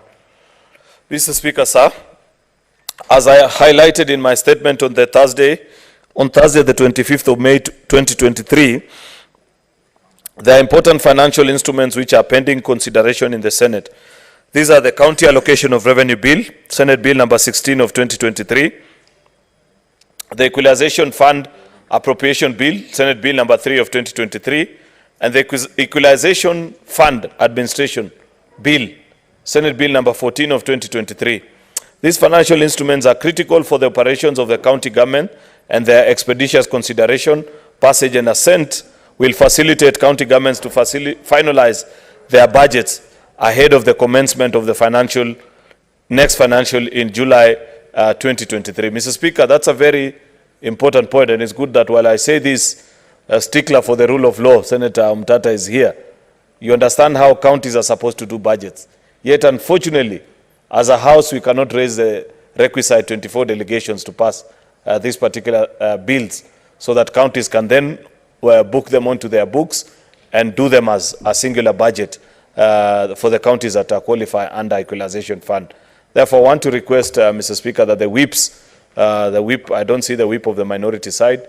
I know Senator Boni is here, that we please do whatever we can to make sure that on Tuesday next week, we take a vote on these very important financial instruments, Mr. Speaker. I also urge colleague senators to be present in the House, Mr. Speaker, on that particular day, on many other days. Mr. Speaker, you know, it's the irony of life. During campaign periods, thousands of people fight to get a chance to represent others in Parliament and come to this House. Unfortunately, after people have granted you the opportunity to sit there and represent them on their behalf and be there on their behalf, Mr. Speaker, unfortunately, you find empty benches in and seats in both houses of Parliament. It's something I have never understood, Mr. Speaker. I therefore urge, Mr. Speaker, that we be present on Tuesday so that we conclude on that very important business. Mr. Speaker, sir, in summary, out of the 33 bills published in the Senate, the following are pending consideration.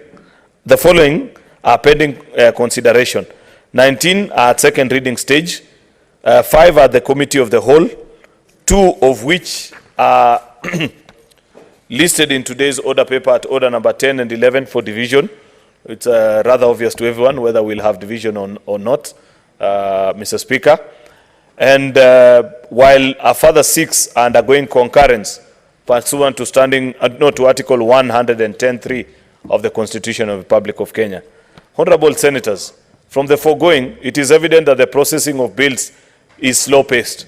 Contributing factors to this state of affairs include unavailability of movers to prosecute their business, lack of quorum, which I have addressed myself to, lack of sufficient county delegations. I have mentioned and said as much this afternoon, Mr. Speaker.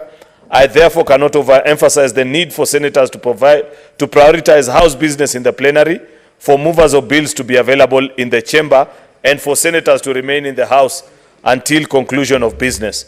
It is also imperative for the majority and minority party whips to mobilize the requisite number of senators for divisions on bills to be undertaken in a timely manner. Mr. Speaker, I'll point out that while this hasn't been done, I believe it will be done in the course of the day. Yesterday at the Senate Business Committee, we received a report, Mr. Speaker, point-for-point comparison of how much business the previous Senate had transacted by this point of their term, Mr. Speaker. It mirrors almost word for word, Mr. Speaker, that we have done equal work in the last, is it about 9 months now, Mr. Speaker, of our existence, as compared to the previous Senate. Yet, Mr. Speaker, you know that the previous Senate, because of the disputed presidential election, did not actually properly sit until December of 2017, Mr. Speaker. We have been in this House since September 2017, yet, because of what I have just described, Mr. Speaker, we continue to face these challenges. I appeal to colleagues, senators, that please let us take the business of this House with the seriousness that it deserves. The petitions process is gaining prominence, Mr. Speaker, whereupon members of the public are exercising their right under Article 37 and 119 of the Constitution to submit prayers for the Senate to consider any matter within its authority. There are presently 19 petitions which have been referred to the various committees. This is aside from the 2 that are listed in today's order paper. I urge respective standing committees to which these petitions have been referred to expedite consideration of the petitions and to table reports pursuant to standing order number 238-2. Mr. Speaker, I did mention earlier while commenting about petitions that this is a continuous stamp of approval that members of the public give us as a House. The fact that they keep on sending petitions before this House, sometimes even like today, Mr. Speaker, was quite significant. A matter that had been taken to the National Assembly wasn't properly resolved, found its way by way of petition by students of Kenyatta University, Mr. Speaker, to this House. That's a stamp of approval. That's people saying that they believe in the Senate that we can dispense of this business. It's my hope, Mr. Speaker, sincere most of it, that our colleagues who serve in the various committees will expeditiously consider those petitions and report the relevant business, Mr. Speaker. Not to mention the fact, Mr. Speaker, that Senator Sige, on behalf of a citizen of this country, presented what I will consider a class action petition, Mr. Speaker, where an ordinary citizen is inviting this House to look into the operations of corporations that are huge enough, perhaps, even to look the other way in terms of their obligations and not have any of our state agencies nab them on their bad practices. But the citizen believes that this Senate has men and women of integrity, that this Senate has the power, Mr. Speaker, and the wherewithal that is needed to take on this institution and give justice to the people of Kenya.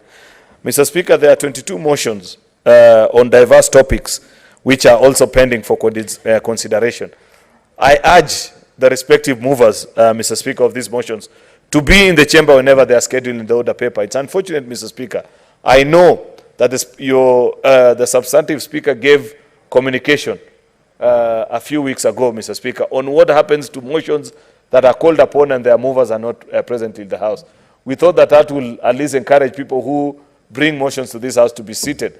But I know that many of them continue to be dropped. Perhaps even many others will be dropped just a few minutes after I'm done with this statement, Mr. Speaker, for the simple reason that somebody has proposed a motion, but they don't have the time to either be present or at least write to the Speaker and inform them of the reason for their absence and why they prefer that that matter be deferred. Mr. Speaker, I cannot even address myself more than that on that particular. On matters of questions, at its meeting held on Tuesday, 30th May 2023, the SPC approved the 5th set of questions to be scheduled in the order paper for Wednesday, 14th June 2023 morning sittings. The questions, which include a question by Senator for Laikipia to the Cabinet Secretary for Interior on security situations in both Laikipia and the North Rift region. Mr. Speaker, a further one by the same Senator to the same Minister on the administration, on the Minister for Interior concerning the rampant abuse of ketamine, Mr. Speaker. There's also a question by Senator Said Chute of Marsabit to the Minister for ASAL and Regional Development concerning state of tendering for relief food in the country. A very important statement, Mr. Speaker. There's a further question by the same Senator to CS for Trade and Investment concerning pre-qualification of companies to import commodities by KNTC, Kenya National Trading Company.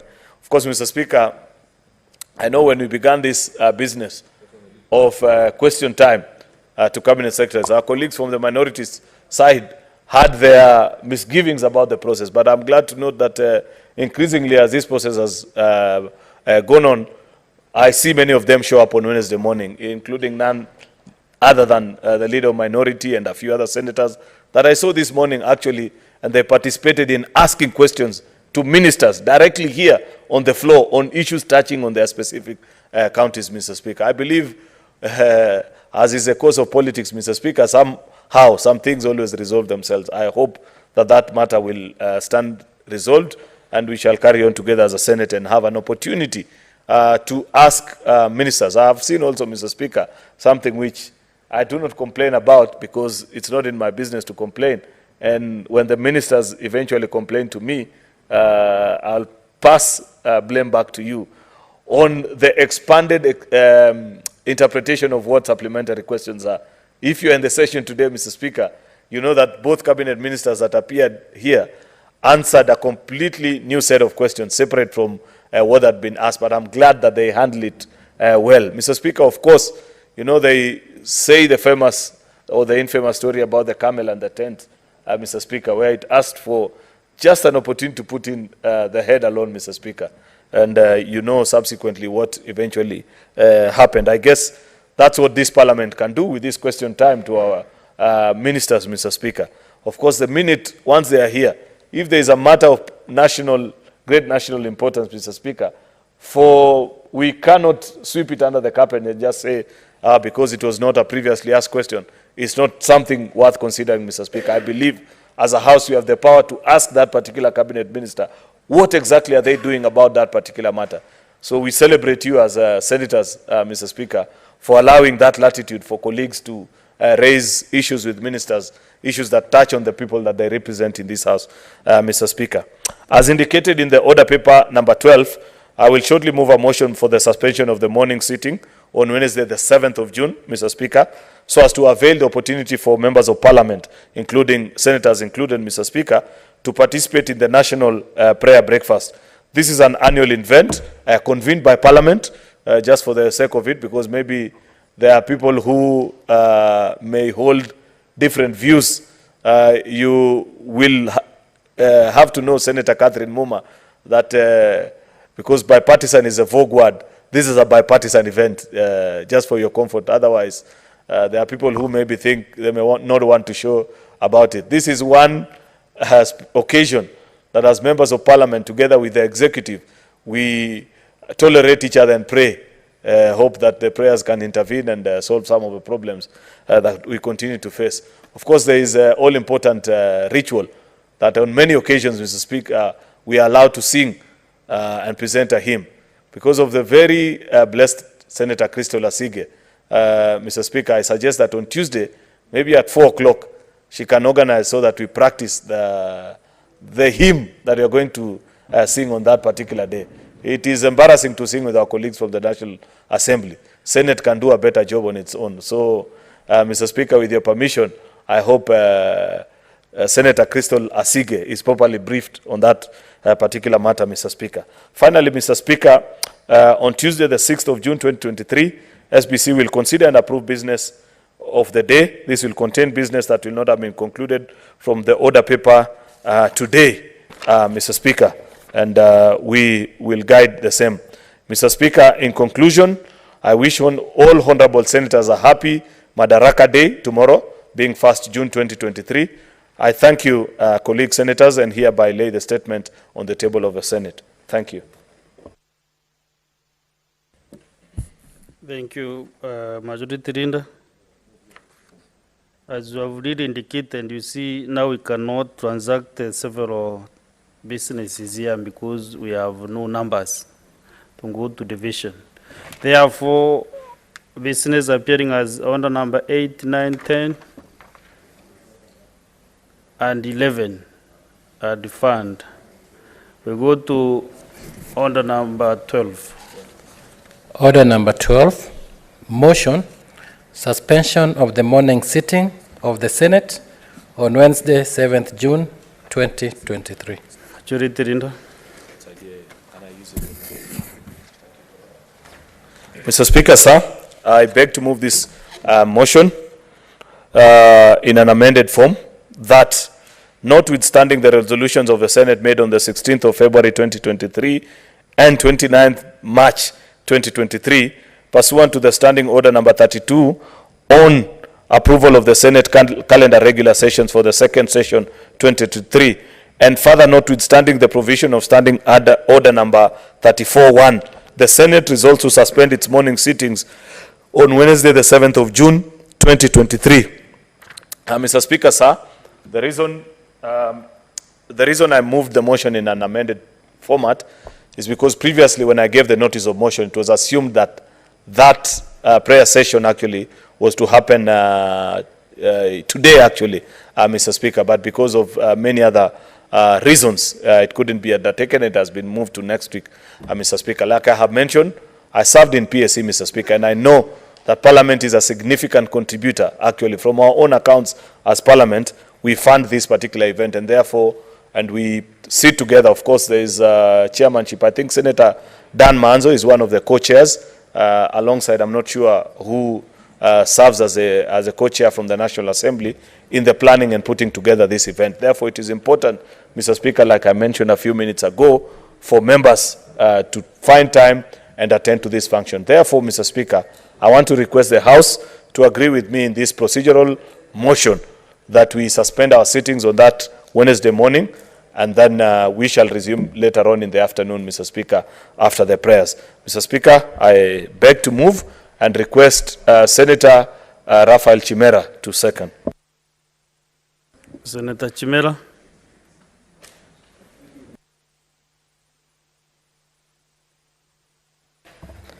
Thank you, Mr. Speaker. I rise to second the motion by the Majority Leader. This is a very important function nationally. As you all might be aware, as a nation, we are a very prayerful nation, and I think this is a proper motion, and it's actually okay if, as a Senate, we suspend our sitting on that day so that we can have an opportunity as senators, as Kenyans, through our leadership, to actually converge together and gather together and pray for the nation. And I also want to take this opportunity to also thank my colleagues and senators for actually taking the morning session to basically relay their questions to the CSS.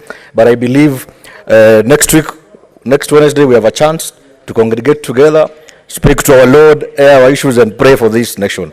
We know we've come from a very tumultuous political period, and it is only prayer and prayer that can actually lead this nation in the right direction.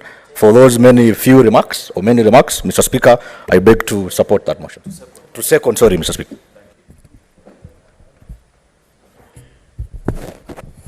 Honorable Senators, I propose the question that, notwithstanding the regulations of the resolutions of the Senate made on 16 February 2023 and 19 March 2023, pursuant to Standing Order 32 on approval of the Senate calendar, regular sessions for the second session 2023, and further notwithstanding the provisions of Standing Order 34.1, the Senate resolves to suspend its morning sitting on Wednesday, 7th June 2023. Asige Kage Christo, you want to make a contribution? Thank you, Speaker. I had pressed the microphone actually to make contributions to the statements. I didn't know that we were not going to be contributing to the statements that were laid under 53.1. We were time bound. Time was not with us. So today I used the word may. Then Senator Koiti.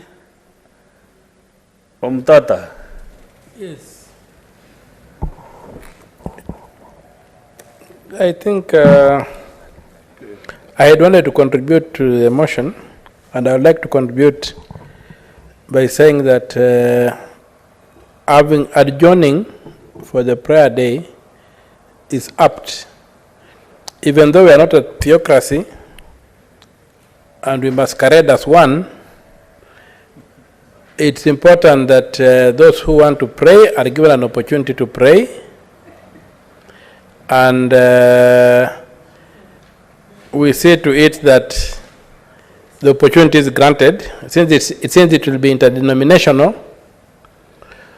only that prayers are a private function, and the taxpayer should not pick up the bill. So my majority leader told us that Parliament contributes. I've not been asked for my contribution, so I don't know how Parliament contributes. Is it from the taxpayers' funds or from our funds? But it's a good thing to pray, as long as the taxpayer does not pay for the prayers. The others shall be violating the Constitution on the establishment of religion.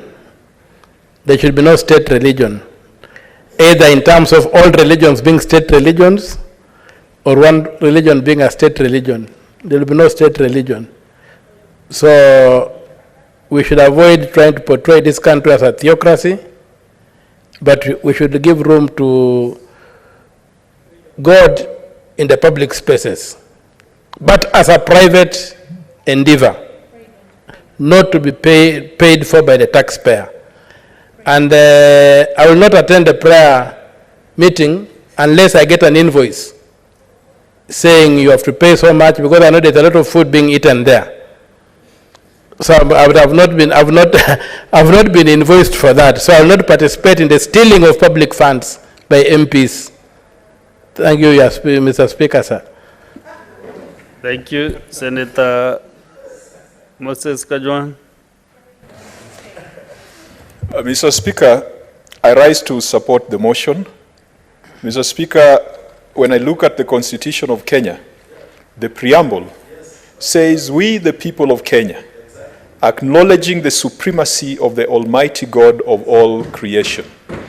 And Mr. Speaker, that preamble does not talk about the Jewish God, the Islamic God, the African God, the Caucasian God.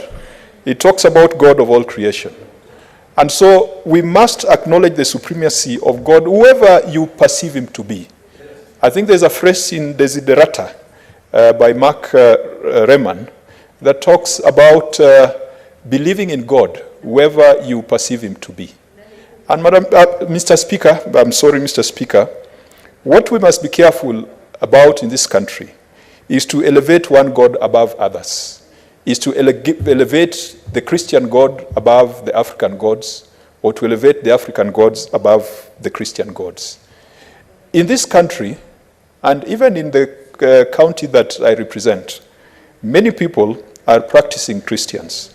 But there are still people who believe in African gods and African spirits, who believe in a connection between those present and those who have gone before us. And that is why, even when we go to funerals, after praying, after invoking all the Latin liturgies that accompany our burial ceremonies, you will find us saying to the person, the dead, telling the dead to go to pass our greetings and pass messages to those who died before them. That tells you, Mr. Speaker, that we are like the Oreo biscuit. We are Christian on the outside and African on the inside. Mr. Speaker, it's important for a country to pray. It is important for the country to recognize God. But our constitution also requires us to recognize other people. Mr. Speaker, if you look at that preamble, our first acknowledgement is the supremacy of the Almighty God. The next line is that we need to honor those who struggle to bring freedom and justice to our land. When will Parliament ever adjourn to honor those heroes who struggle to bring freedom and justice to our land? Yes, we've got Madaraka Day and Jamhuri Day. Those are national and public holidays. But when will Parliament deliberately take time to honor those who heroically struggled to bring freedom and justice to our land? Mr. Speaker, that preamble is the basis upon which the state of Kenya is established. And so let us not only think about God when things are going bad. Let us think about the heroes who established this state called Kenya. Let us look at the other commitments that we have made in our constitution. Mr. Speaker, God helps those who help themselves. And I do believe in that. And there are some people who think that that is a saying by dynasties and not a saying that favors hustlers. Because even the hustlers, if you are not going to go out to push that wheelbarrow to the market, you are not going to get money for the day. This country cannot mismanage its finances. This country cannot mismanage policy and then turn to prayer. We must do the things that God has endowed us with knowledge and wisdom and capacity to do. And only then, after we have applied ourselves fully, and we see that results are not forthcoming, that is when we go for that national prayer, national fasting, and all those activities that we are being encouraged to do. Mr. Speaker, I have no problem with religion. I have no problem with us setting aside a day for prayer. I only have a problem with anything that will breach Article 8 of the Constitution that says that there shall be no state religion. I want to encourage those who are organizing the prayer day that let us ensure that all the gods that we believe in are worshipped and are upheld and are put at the same level on the day we are having the national prayers. Mr. Speaker, finally, if you look at the second schedule of our Constitution, our national anthem is there. And the first word, the opening comments in our national anthem is, "O God of all creation, bless this our land and nation." But then the next one says, "Justice be our shield and defender." Mr. Speaker, I hope we can be true to the words of the national anthem, not just be true to the first stanza, but be true to the entire national anthem, so that we have justice in our country, we have liberty, and plenty can be found within our borders. And when there's plenty within our borders, the state shall not steal it back from us in the form of draconian taxes. Mr. Speaker, I support. Honorable Senators, having no other senator interested to contribute, I call upon the mover to reply. Mr. Speaker, I want to thank the colleagues who've contributed to this fairly straightforward motion. You know, Mr. Speaker, in the 19th century, there was a German philosopher called Friedrich Nietzsche, and he advanced the theory then that became to be known as God is dead. Therefore, a few of his adherents, Mr. Speaker, at the university where he taught, wrote a huge mural on the wall that God is dead, Friedrich Nietzsche. Then as fate will have it, Mr. Speaker, in the year 1900, he passed on. Then one cheeky student came and wrote underneath the mural that they had made celebrating Friedrich Nietzsche and signed on to it with a spray paint that Nietzsche is dead, signed God. Mr. Speaker, that lesson is to maybe those who may want to believe or imagine that for one reason or the other, there is no place for God in society. I don't get that sense for many of the contributions that have been made today. But, Mr. Speaker, you know, it's important that as a House we take time. And I appreciate what Senator Kajwang has read for us on the sanctity of our thoughts and the place of God in our affairs as a state, Mr. Speaker. I do not think, Mr. Speaker, that in any way getting us to pray suggests that there is a dereliction of duty on our part as leaders, especially those that serve in this present administration. But rather, it's an admission, Mr. Speaker, that despite all the knowledge that we may have, sometimes there are challenges that are beyond the will and the power of man that only the supernatural can solve for us, Mr. Speaker. And therefore, to take time for 2, 3, or 4 hours at most, because I've attended many of these breakfasts, to, as a national leaders, reflect on where our country is and where we need to go, I do not think that it suggests in any way, Mr. Speaker, that we have surrendered and are saying that only prayers can solve us, Mr. Speaker, much as we know that actually in most of these things, Mr. Speaker, especially the challenges that we face today as a country, Mr. Speaker, that it will take beyond the actions of man to rescue where we are, Mr. Speaker, because the challenges that Kenya faces today, Mr. Speaker, are quite unique and interesting. Because on one side, you have people trying to resolve them, and on the other, you have people who are part and parcel of creation of the mess, who are now shouting loudest, Mr. Speaker, about how not to resolve that particular mess, Mr. Speaker. It's a unique situation that we find ourselves in as a country. But we hope, Mr. Speaker, that in times of prayer, we can take time to reflect and think even about the less fortunate, Mr. Speaker, because of just a mere proposal, Mr. Speaker, of something called a housing levy. Now the conversation has been alive for the first time. In fact, yesterday, Mr. Speaker, a constituent of mine asked me, what is this law that you people have brought? Little did they know that finance bill has always been part and parcel of parliamentary practice, that it's a yearly ritual in Parliament, that it's done, its consideration. And when I reminded them, Mr. Speaker, that if you recall 3 or 4 years ago, there was a similar fight when VAT was being introduced on petrol and fuel, Mr. Speaker, and that there was a big divide in the National Assembly at that particular time, is when they recalled that indeed there have been such conversations before. Of course, Mr. Speaker, we find ourselves in a unique place that unfortunately cheap and retrogressive politics, Mr. Speaker, unfortunately cannot solve this particular problem, Mr. Speaker. I hope that when we take time to pray that particular time, as leaders will come to the realization that we have a country to mind after we are done with our politics, depending on whichever side of the divide we belong to, Mr. Speaker. Mr. Speaker, I wouldn't wish to say, I'm sure there are other opportunities to say a lot on that particular topic. Let me not flood on this very important motion, Mr. Speaker, that allows us as a House to take a break and go and pray, Mr. Speaker. So I welcome everybody, including Senator Mutata, who has said he wants to see an invoice. I will gladly tell him that I have paid for you, so you are more than welcome, Mr. Speaker, on that day. Thank you.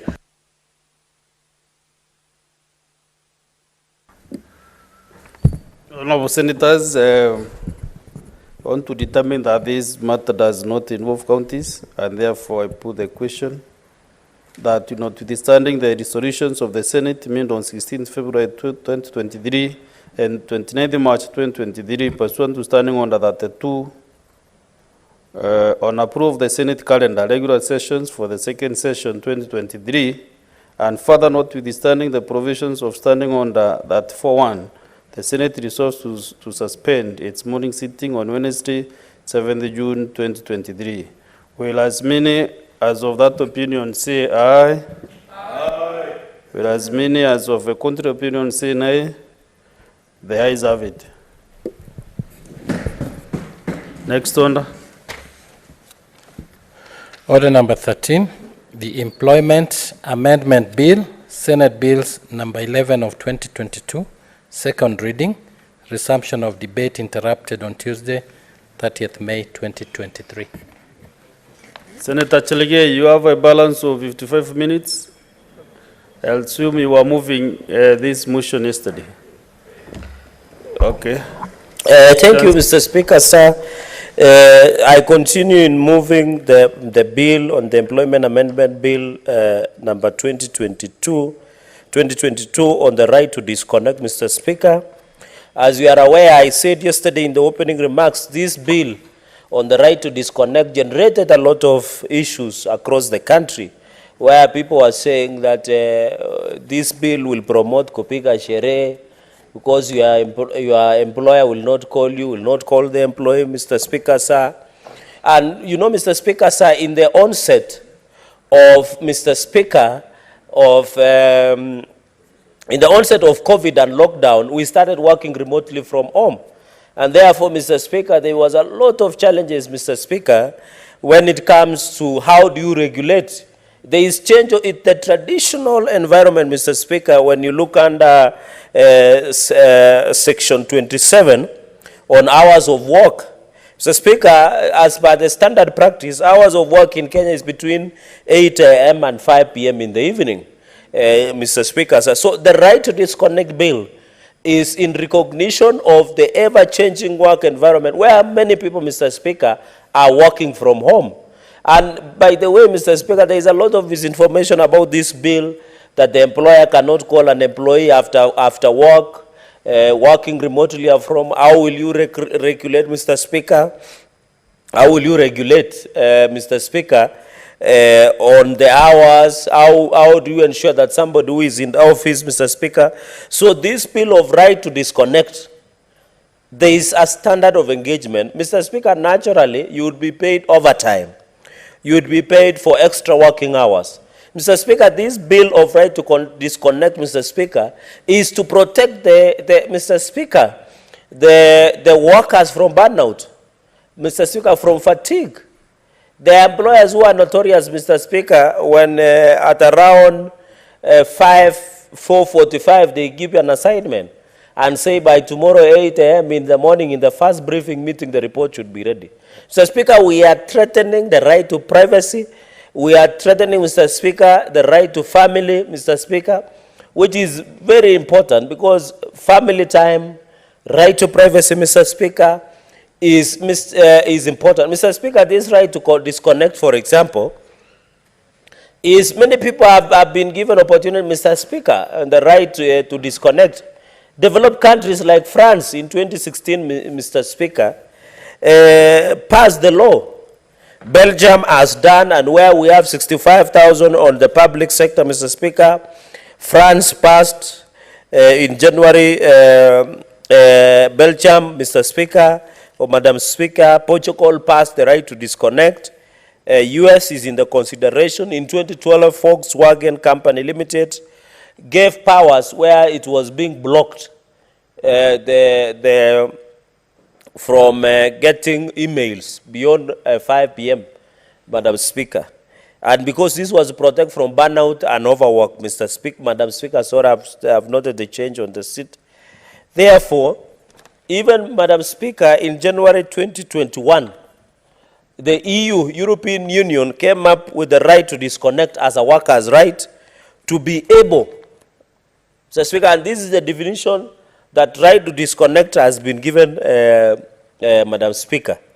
The EU have defined right to disconnect to mean right to disconnect, a worker's right to be able to disengage.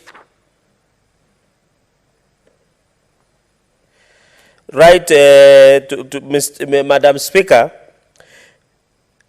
to disconnect, a worker's right to be able to disengage from work and refrain from engaging in work-related electronic.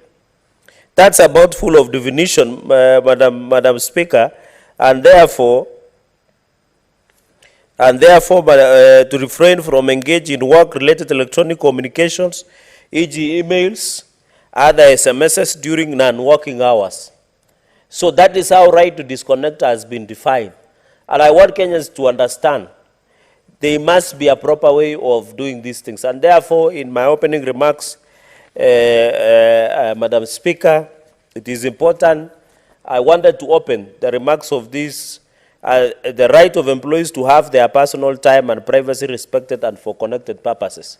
So that when you go after 5, Madam Speaker, there is an argument in the country, Madam Speaker, where people are asking, for example, how can we implement this law? I've seen even Federation of Kenya employers raising questions on how you can comply with it. I've seen, what I'm just doing, Madam Speaker, is just migrating the workspace to in line with the remote working from home. But Madam Speaker, when you look at Article 41 on labor relations, it talks about every person has the right to fair labor practices. Every worker has the right to reasonable working conditions, Madam Speaker. Therefore, it's a labor right. Even under the Employment Act, we must provide a reasonable working environment, Madam Speaker. Madam Speaker, even if you look at the Section 31, Employment Act, it's about housing, Madam Speaker. And in that housing, you have seen a situation where the issue of a housing levy ban is becoming a serious issue. In fact, Kenyans did not know the provision of Section 31, where, Madam Speaker, I can just read for the benefit of colleagues, is Section 31. An employer shall at all times, at his own expense, provide reasonable housing accommodation for each of his employees, either at or near to the place of employment. This is the finance bill on talking about housing levy fund, Madam Speaker. Now Kenyans are realizing that that you must provide for your employees a housing. You know, people used to imagine that the obligation, and the Employment Act is very, so what I'm just increasing is enriching reasonable working conditions. So that one, to protect employees. Madam Speaker, you are the floor of the House, and I heard your serious contribution on mental health of police officers. Most of our employees in Kenya and workers are suffering from mental burnout, mental illness, because of the pressure from work. People are suffering from diabetes, pressure, heart-related diseases because of the pressure of targets. Madam Speaker, in fact, private like banks, you must target. People are given, you must target. I'm not saying, sorry, Madam Speaker, I'm not saying that people should not sign performance contract. They should. Because there are targets. They are being told, if you don't achieve this, you are fired. Madam Speaker, it destabilizes even the mind of that employee. And you find employees feel now disengaged from their family. And you know the basic unit of any society is having a strong family. That is the strength of a nation.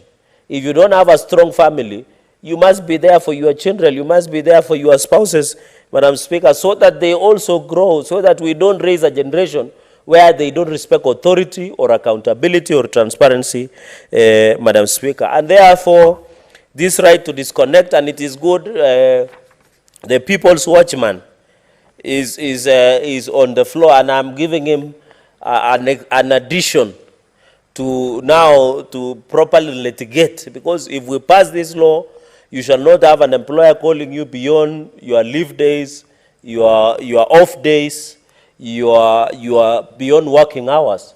Because, Madam Speaker, we will be abusing that right that has been provided for. And therefore, Senator Okiya Omtata, as the People's Watchman and one of the serious litigators on the human rights that we have in the Republic, Madam Speaker, will have opportunity to also look at the law and be able to write. Madam Speaker, many people would argue this is the first law in Africa. Many people would say, why would we need to disengage? I've given enough reasons as to why. Right to privacy, avoid burnout, protect mental wellness of the employees, ensure fair work, fair remuneration, equal work, equal to equal pay. And therefore, Madam Speaker, it is very important. Where, you know, I'm told in some organizations that some of the managers give work to their employees immediately before 5, which is unfortunate and which is unfair, Madam Speaker. I know there could be office wars and office. I know some managers are malicious. Maybe they want to hold down, especially the interns, and of course with their other intentions that are not known. But the point is that so that it is a warning. I'm not saying, because I've seen Federation of Kenya Employers, Central Trade Union, we are saying if you have to call me as your worker, there must be some sort of arrangement. There must be sort of engagement so that you pay overtime. If I leave office at 5 and you give me a work that I should complete by tomorrow morning, then I should be paid for that period. So we pay for overtime, we pay for the beyond the normal salary, Madam Speaker. And therefore, I'm looking at Amending Employment Act, that is introducing Section 27A or Clause 27A. An employee has a right to disconnect from the employer. An employer, for the purposes of this section, put in place policy regarding the circumstances under which an employer may contact an employee during out of work hours. So it is not a blanket statement. Circumstances under which an employer may contact an employee during out of work hours. So it is there, Roman 2, use of electronic devices to send or receive information, messages, or any digital work-related communication during out of work hours.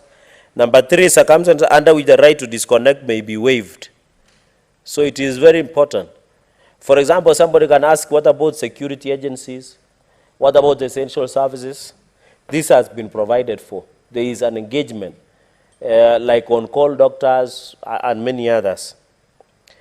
Madam Speaker, Part B, specify the nature of compensation for employees who work during out of work hours. Just that overtime, payment of overtime, Madam Speaker. Madam Speaker, where an employer has employed more than 10 employees, such employer shall, in formulating a policy under subsection 2, consult the respective employees or, where applicable, trade union. So I don't know why Quorum, Central Organization of Trade Union, was worried. I don't know why people were worried, Madam Speaker. Yet this is a very straightforward matter that talks about anything with the union will look at it. The right to disconnect shall be subject to the terms and conditions specified under Section 10. The right to disconnect shall be limited only to the extent necessary to address the emergency arising out of work falling within the responsibility of the employee. Madam Speaker, if you are a doctor or a nurse working, for example, at KU, not KU, KNH here, and you are needed as on emergency, if you are a police officer, if you are anybody working under emergency, Madam Speaker, it is important that the right to disconnect shall be to the extent necessary to address the emergency. Outside the emergency, you must be paid overtime. You must be paid for working extra hours. Because, Madam Speaker, and I was asking Federation of Kenya Employers that, Madam Speaker, you must also have a serious, what do we call, also productive workforce. And I don't think having workers beyond 5 in the evening, concentration is there, sugar levels are there, they are tired. Madam Speaker, I don't think it would be fair at that point, Madam Speaker. And therefore, when you look at this, is that I'm telling the Federation of Kenya Employers and COTU and other trade unions, the reason the law was given 8 to 5 p.m., 8 a.m. to 5 p.m. as working time, and I think 56 hours or 52 hours within a week that every should work, is to also, that employee of yours to rest. Madam Speaker, you have seen even UHC, they were disengaged the other day on 19 May, Madam Speaker, on 19 May. The contract of UHC who have been contracted under COVID program came to an end, Madam Speaker, and therefore we are talking about the work, improving working environment, and I think that is what is important, Madam Speaker. And therefore, there is a lot of victimization. So when the question that Kenyans ask, Madam Speaker, if your boss calls you and you don't reply, so what happens? And you don't work in an emergency program, you don't work in an emergency program, you don't also, how can I put it? You don't work as an emergency. There is no engagement, Madam Speaker, of payment or ensuring in any way, Madam Speaker, if your boss calls you under this law and you don't receive, unapiga sherehe mahali. You are on a weekend, you are unwinding, you are enjoying yourself, Madam Speaker, you are somewhere in Watamu or Ukunda or somewhere in Mutembei or somewhere in Busia or somewhere in Nandi. There is a place called Stephen Kositan Gardens, and you are unwinding, and your boss calls you. If you don't receive now, Madam Speaker, you will might end being disciplined. Or being, and I know of a famous CEO who used to call his employees beyond evenings, during weekends, people on leave, people on annual leave, maternity, paternity leave. You can imagine, instead of having a paternity or maternity, taking care of your child, somebody somewhere is calling you, and if you don't reply, you risk developing. So, subsection 6, an employee shall not be reprimanded, punished, or subject to disciplinary action if the employee disregards a work-related communication during out-of-work hours. So therefore, even here in Parliament, your staff, Madam Speaker, you don't get called beyond them, beyond their working hours. They have a right to refuse to pick. And if they don't pick that, that phone call, Madam Speaker, they should not be reprimanded for disciplinary action, or, Madam Speaker, or even, I know the culprits are normally even in media. I have friends who are journalists. A fire breaks out in Kikomba, and you are working for certain media houses. I don't want to name names, risk. Somebody might think we are taking it out of the privilege here. And you are being called, can you go and cover Kikomba, and it is 2 a.m. in the morning. You, Madam Speaker, you are sleeping. You are performing godly duty at night, because the assignments that should be done at night, as God directed all of us in the Holy Book of Genesis. You are resting, maybe even you are unwell, and your boss calls you, go and cover, and I think journalists suffer the brunt. Journalistic profession, whether they want to, you know, for police and other, you know, it's an emergency situation, Madam Speaker. So, Madam Speaker, and you know, in a couple of minutes I will wind up, then Senator Okiya Omtatah will second, because he has a vast of knowledge on these such issues, Madam Speaker. So in this, where an employer contacts an employee during the period, there is no mutually agreed out of work hours. So, Madam Speaker, if there is no agreement that your employer should call you beyond 5 or beyond work hours, because I know there are Kenyans who use night shift. So if you are working in night shift between 6 p.m. and 6 a.m., as your boss, I'm not allowed to call you unless there is mutually working environment. And that one means I must compensate you as an employer. So many Kenyans were asking, what happens now? If my boss calls me and I'm enjoying, you know, Madam Speaker, tomorrow is a public holiday. Some people have started winding down or winding up for the week, for the holiday. If, for example, they have left office like 42 minutes, what happens?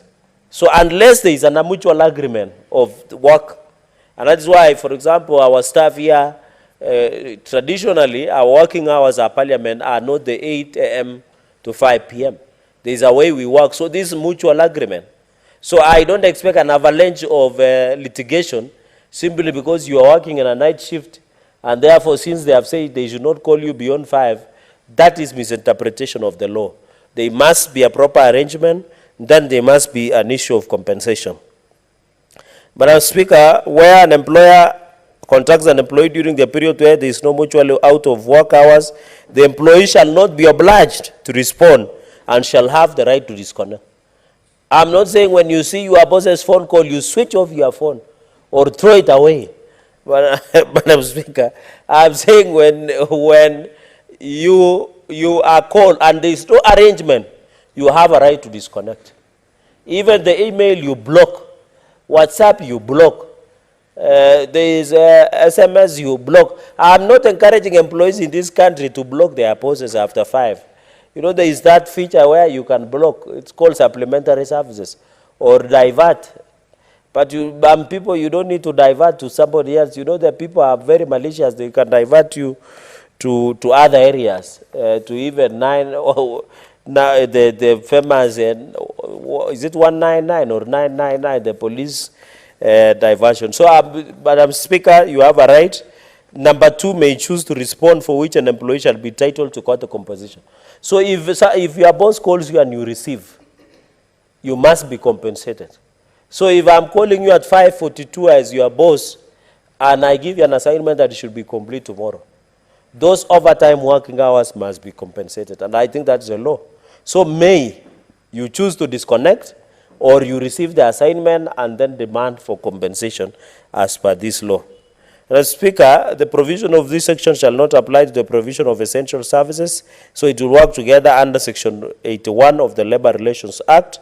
Mr. Speaker, a person who contravenes this section, this is my final part of presentation, is if you contravene, so if your boss calls and insists on you receiving, or you contravene this section 27A that we are introducing above work hours, is that 1, not exceeding 500,000 shillings, or imprisonment of term not exceeding 1 year or both. So the right to disconnect, if your right as an employee is violated, the legal recourse, the legal remedy is you must pay that employee a compensation of 500,000, or 1 year as an employer, or both. But as Speaker, I think these are straightforward, because if you keep calling your employees, harassing them, giving them work, you are not compensating them, you are threatening their right to privacy. You are threatening their family time. You are threatening the burnout, the mental wellness, Madam Speaker, the energy. You know, you need people. I know of employees, Madam Speaker, when they leave office at 5, they go to the gym to get to become what you call summer bunnies. You know, in the US, especially this season, I think what we call this season that has come at the end of winter, people are trying to get what we call in street language summer bodies, or what we call summer bunnies. I'm told they travel to Kenya during cold season. And I'm told men are malicious when their wives or girlfriends get summer bodies, they say, "Huyu tutaeka mimba." So, Madam Speaker, what you are just saying in summary is the punishment is 500,000 or 1 year or both. And therefore, the Employers Federation of Kenya Employers, the Central Trade Union, the other unions that work for workers, the KMPDU, the KUDEA, the other unions should be aware of this provision. And I think employers should not, it is simple. If you are being paid way above 1,000 per hour, I don't know why it's hard, Madam Speaker, for the employer to pay. If there was a worker now, Madam Speaker, it is 47 minutes after 5. If they were paid within hours, I don't know why don't you want to pay in a remote manner. If I'm working from the house, it's the same as working from the office. By the way, COVID taught us that you can work effectively and efficiently from office.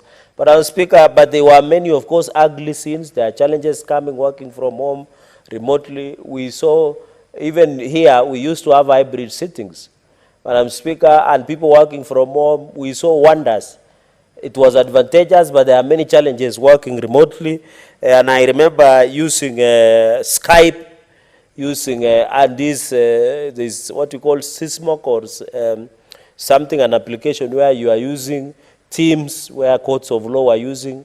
And people, some people used to, funny, I know the biggest challenge, Madam Speaker, that this right to disconnect, and many employees have raised, is how do we monitor people working from home and which time? Because there was a cartoon, Madam Speaker, where somebody was sleeping on the bed and then he had ensured only the face is visible. But you can't tell whether they have worn a tie. I remember in this house there were many challenges. People used to put their beard and their eyes just to show when they were submitting, and you never know whether they have dressed properly for the meeting or for the house sitting. So those are challenges that come with remote working conditions. But I think with the challenges of COVID and other pandemic situations, Madam Speaker. And I think even it assists us, Madam Speaker, to ensure there are no traffic jams. And you know, traffic jams eat a lot of our time and resources. It even destroys our roads. Because we can do it remotely. Madam Speaker, I know, although this, I don't know whether Senator Mutata saw this in some international media. There was at some time, Madam Speaker, where people were questioning the etiquette of some students in the US delegating their assignments or homework to enterprising young Kenyans, Madam Speaker.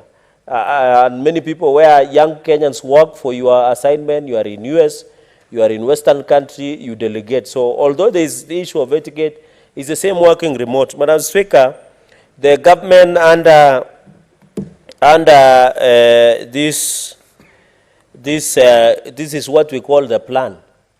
This is the manifesto of the Kenya Kwanza government. And it is the promise that they had to Kenyans. One of the commitment of President William RUTO, and I saw somebody saying we have lost, as a government, we have lost our manifesto. Madam Speaker, I can confirm that the manifesto of Kenya Kwanza is still there.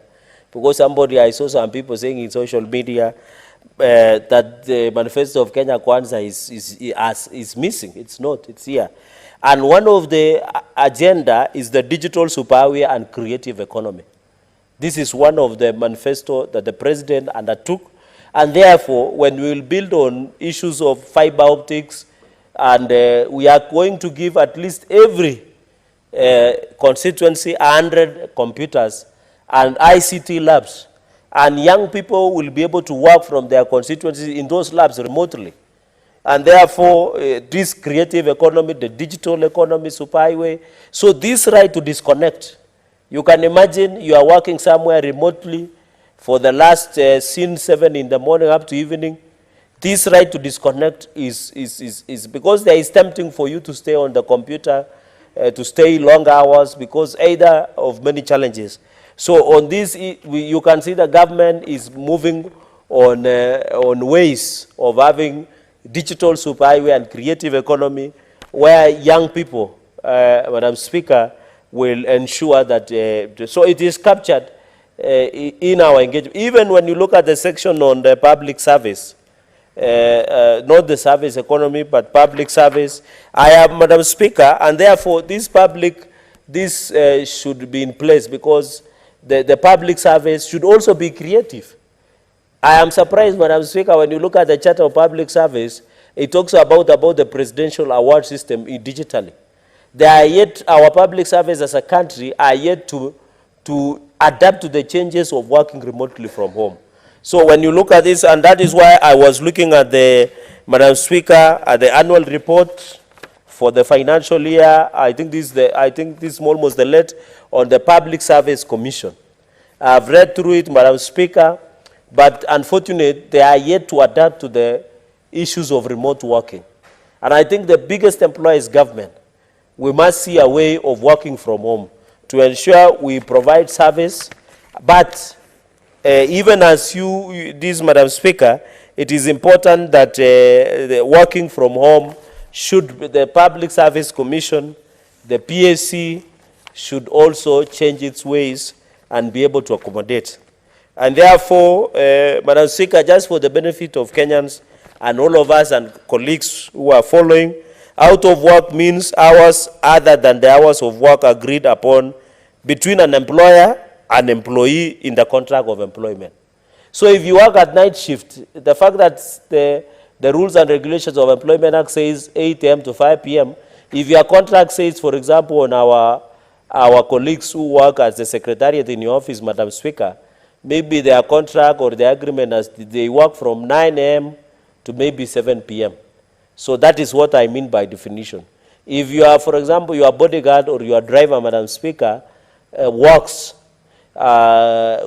between maybe 7 a.m. and 9 p.m. and is agreed, that is what I mean out of working hours. Madam Speaker, our deepest condolences. We were informed that you lost your driver. Our prayers and thoughts are with the family of your driver. and we keep praying for you. Madam Speaker, the right to disconnect means an employee's entitlement not to be contacted by employer during out of work hours as by the employer's policy. Madam Speaker, in relationship, this thing would work very rightly. Because when people, especially as young people, when you no longer want somebody, you block them. When they boot you in our street languages, and they leave you, this can work very well, right, to disconnect, where young people will block you, unakula block, and I think that is what, so that is what it means, the right to disconnect. And therefore, Madam Speaker, those are just quick definitions that I wanted the members to be aware. This is the digital age. We are moving to digital age. So that is the future. There is nothing else, Madam Speaker. And therefore, in conclusion, I want to say, without fear of contradiction, the country is ready for digital age. We are looking at the possibility of working remotely from home. Madam Speaker, whenever I sit in the Public Accounts Committee, I normally see Senator Okia Omtata coming with a very big laptop, very huge laptop. I don't know which company is that, and he works remotely. He tells me, I'm filing something on the courts, I'm filing these issues on the courts, and I find that is the direction we should take. It is either we agree, either we change with the change, or change will change us, Madam Speaker. So I ask my friends in Federation Kenya employers, the employers, they should not fight this law. In fact, I am assisting them. Even if you are an employer, for example, me, I am a farmer. I have 1 or 2, 3 cows. So I'm an employer. I have employed a heads boy. I also, that heads boy can be calling me at night. And I'm tired. I don't want to receive any phone calls. So it's also a two-way traffic. It helps, Madam Speaker, all of us in ensuring. So I really want to ask the employers, the trade unions, please embrace the change in the working environment. We cannot keep on 8 to 5 p.m. We cannot be disturbing the right to privacy of employees, family time. We need to avoid burnout so that we increase productivity of employees wherever they are. We need to protect the mental wellness of our employees, Madam Speaker, and ensure that we move forward. Second and finally is to challenge the Labour Committee and the Public Service Commission, Madam Speaker, that they need also to be creative. They need to also integrate remote working from home. I don't see why a clerk should be every 8 to 5. If they can work from home, then so be it. But that right to work from home or remotely should not be abused. Even employees also, they should not take advantage of right to disconnect, to harass their employers or in case of submitting. Madam Speaker, with so very many remarks, so that allow my brother Senator Okia Omtata to also contribute and second my motion is to say thank you for the Committee of Labor, for your office, who have always stood and facilitated, assisting in drafting and publishing of the bill. I look forward, Madam Speaker, to replying consequently, and I hope the National Assembly will process this bill and allow the President to sign into law. It will be the first in Africa and among only less than 10 countries across the world who have adopted right to disconnect a digital age. Madam Speaker, with those many remarks, you will allow me to Senator Okia Omtata to second. Thank you. Senator Omtata.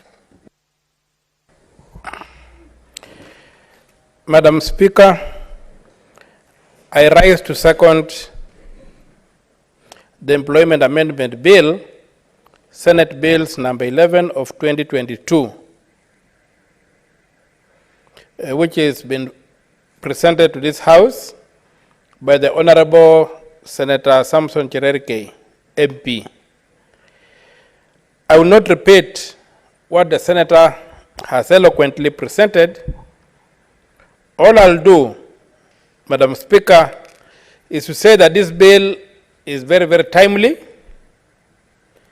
and it's clearly anchored in the Constitution of Kenya. I will begin by referring the House to Section 7, Clause 1 of the 6th Schedule to the Constitution of Kenya, which states, all law in force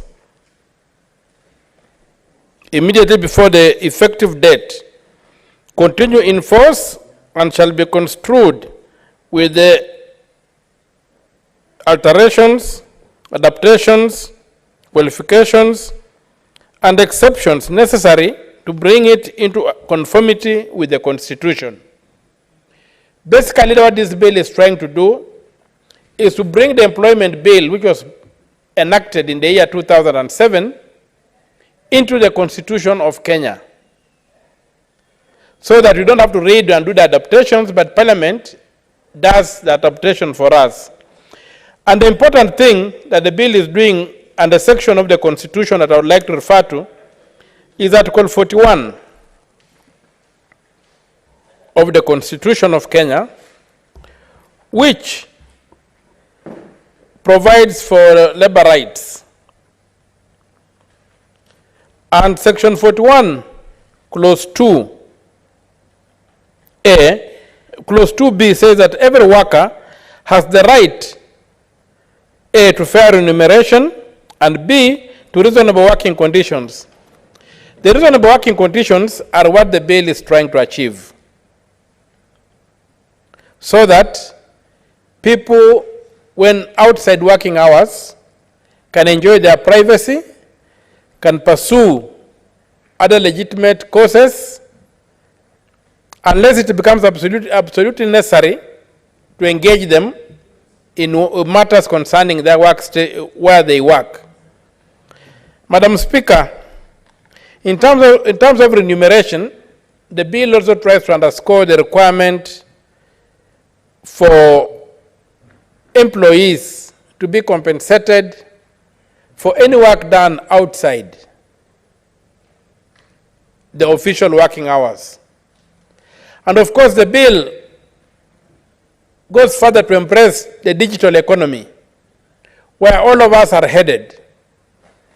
So I think that this bill is timely, and I second it, and I pray, as the mover prayed, that it will pass in this House and get the concurrence in the National Assembly, so that we can have an Employment Act that is awake to the edicts of the Constitution of Kenya 2010, which pronounces itself on the rights of workers.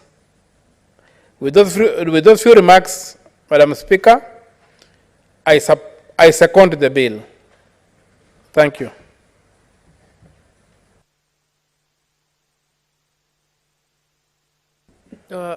Senator Murgor.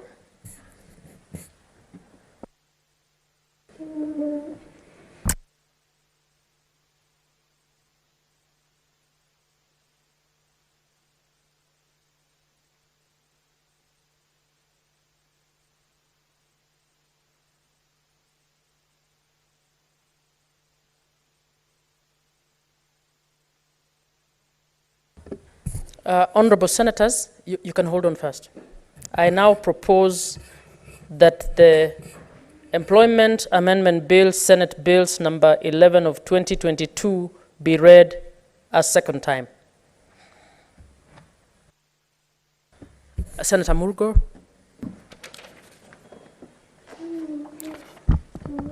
Thank you, Madam Speaker, for giving me the opportunity to contribute also to this bill. Madam Speaker, the world today is becoming a world of pressure in many ways. Pressure coming from family responsibility, pressure coming from job, pressure coming from environments and neighbors and so on. And so whatever opportunity one can get to work in an environment that is conducive to them, so they do not face a lot of pressure, will actually enhance the ability and also the effort that one can contribute towards expected duty or work that one is doing.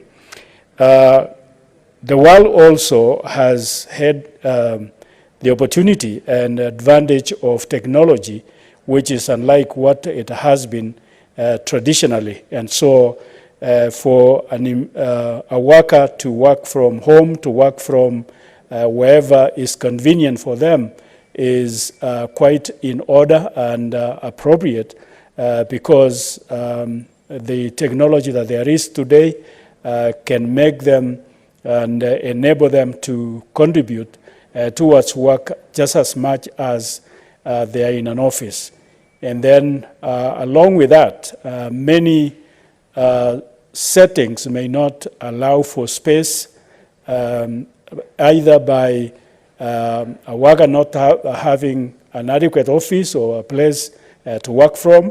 Therefore, working from home or wherever it is convenient for them to perform their duties is very appropriate, because some situations may not have office space, and therefore allowing a worker to contribute positively towards their work is very appropriate, and therefore I support the bill. Thank you. Senator Kibwana, were you hoping to? Okay, Senator Hamida. No, I wanted to raise on a point of order, Madam Speaker. Unfortunately, it didn't show. But according to Standing Order 41 regarding the quorum, I realize there's no quorum, Madam Speaker. Should I quote the Standing Order 41?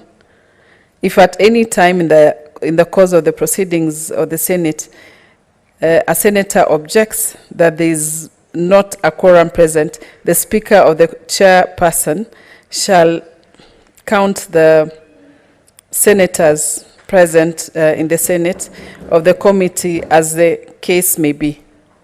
Thank you, Madam Speaker. Clerk, can you confirm whether we have quorum or not?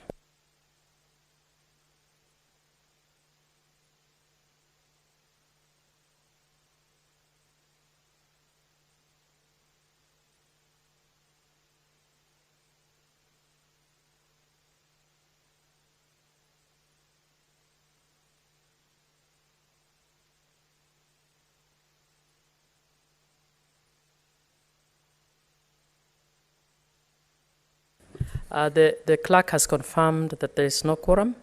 So can the Sergeant at Arms ring the bell for 10 minutes?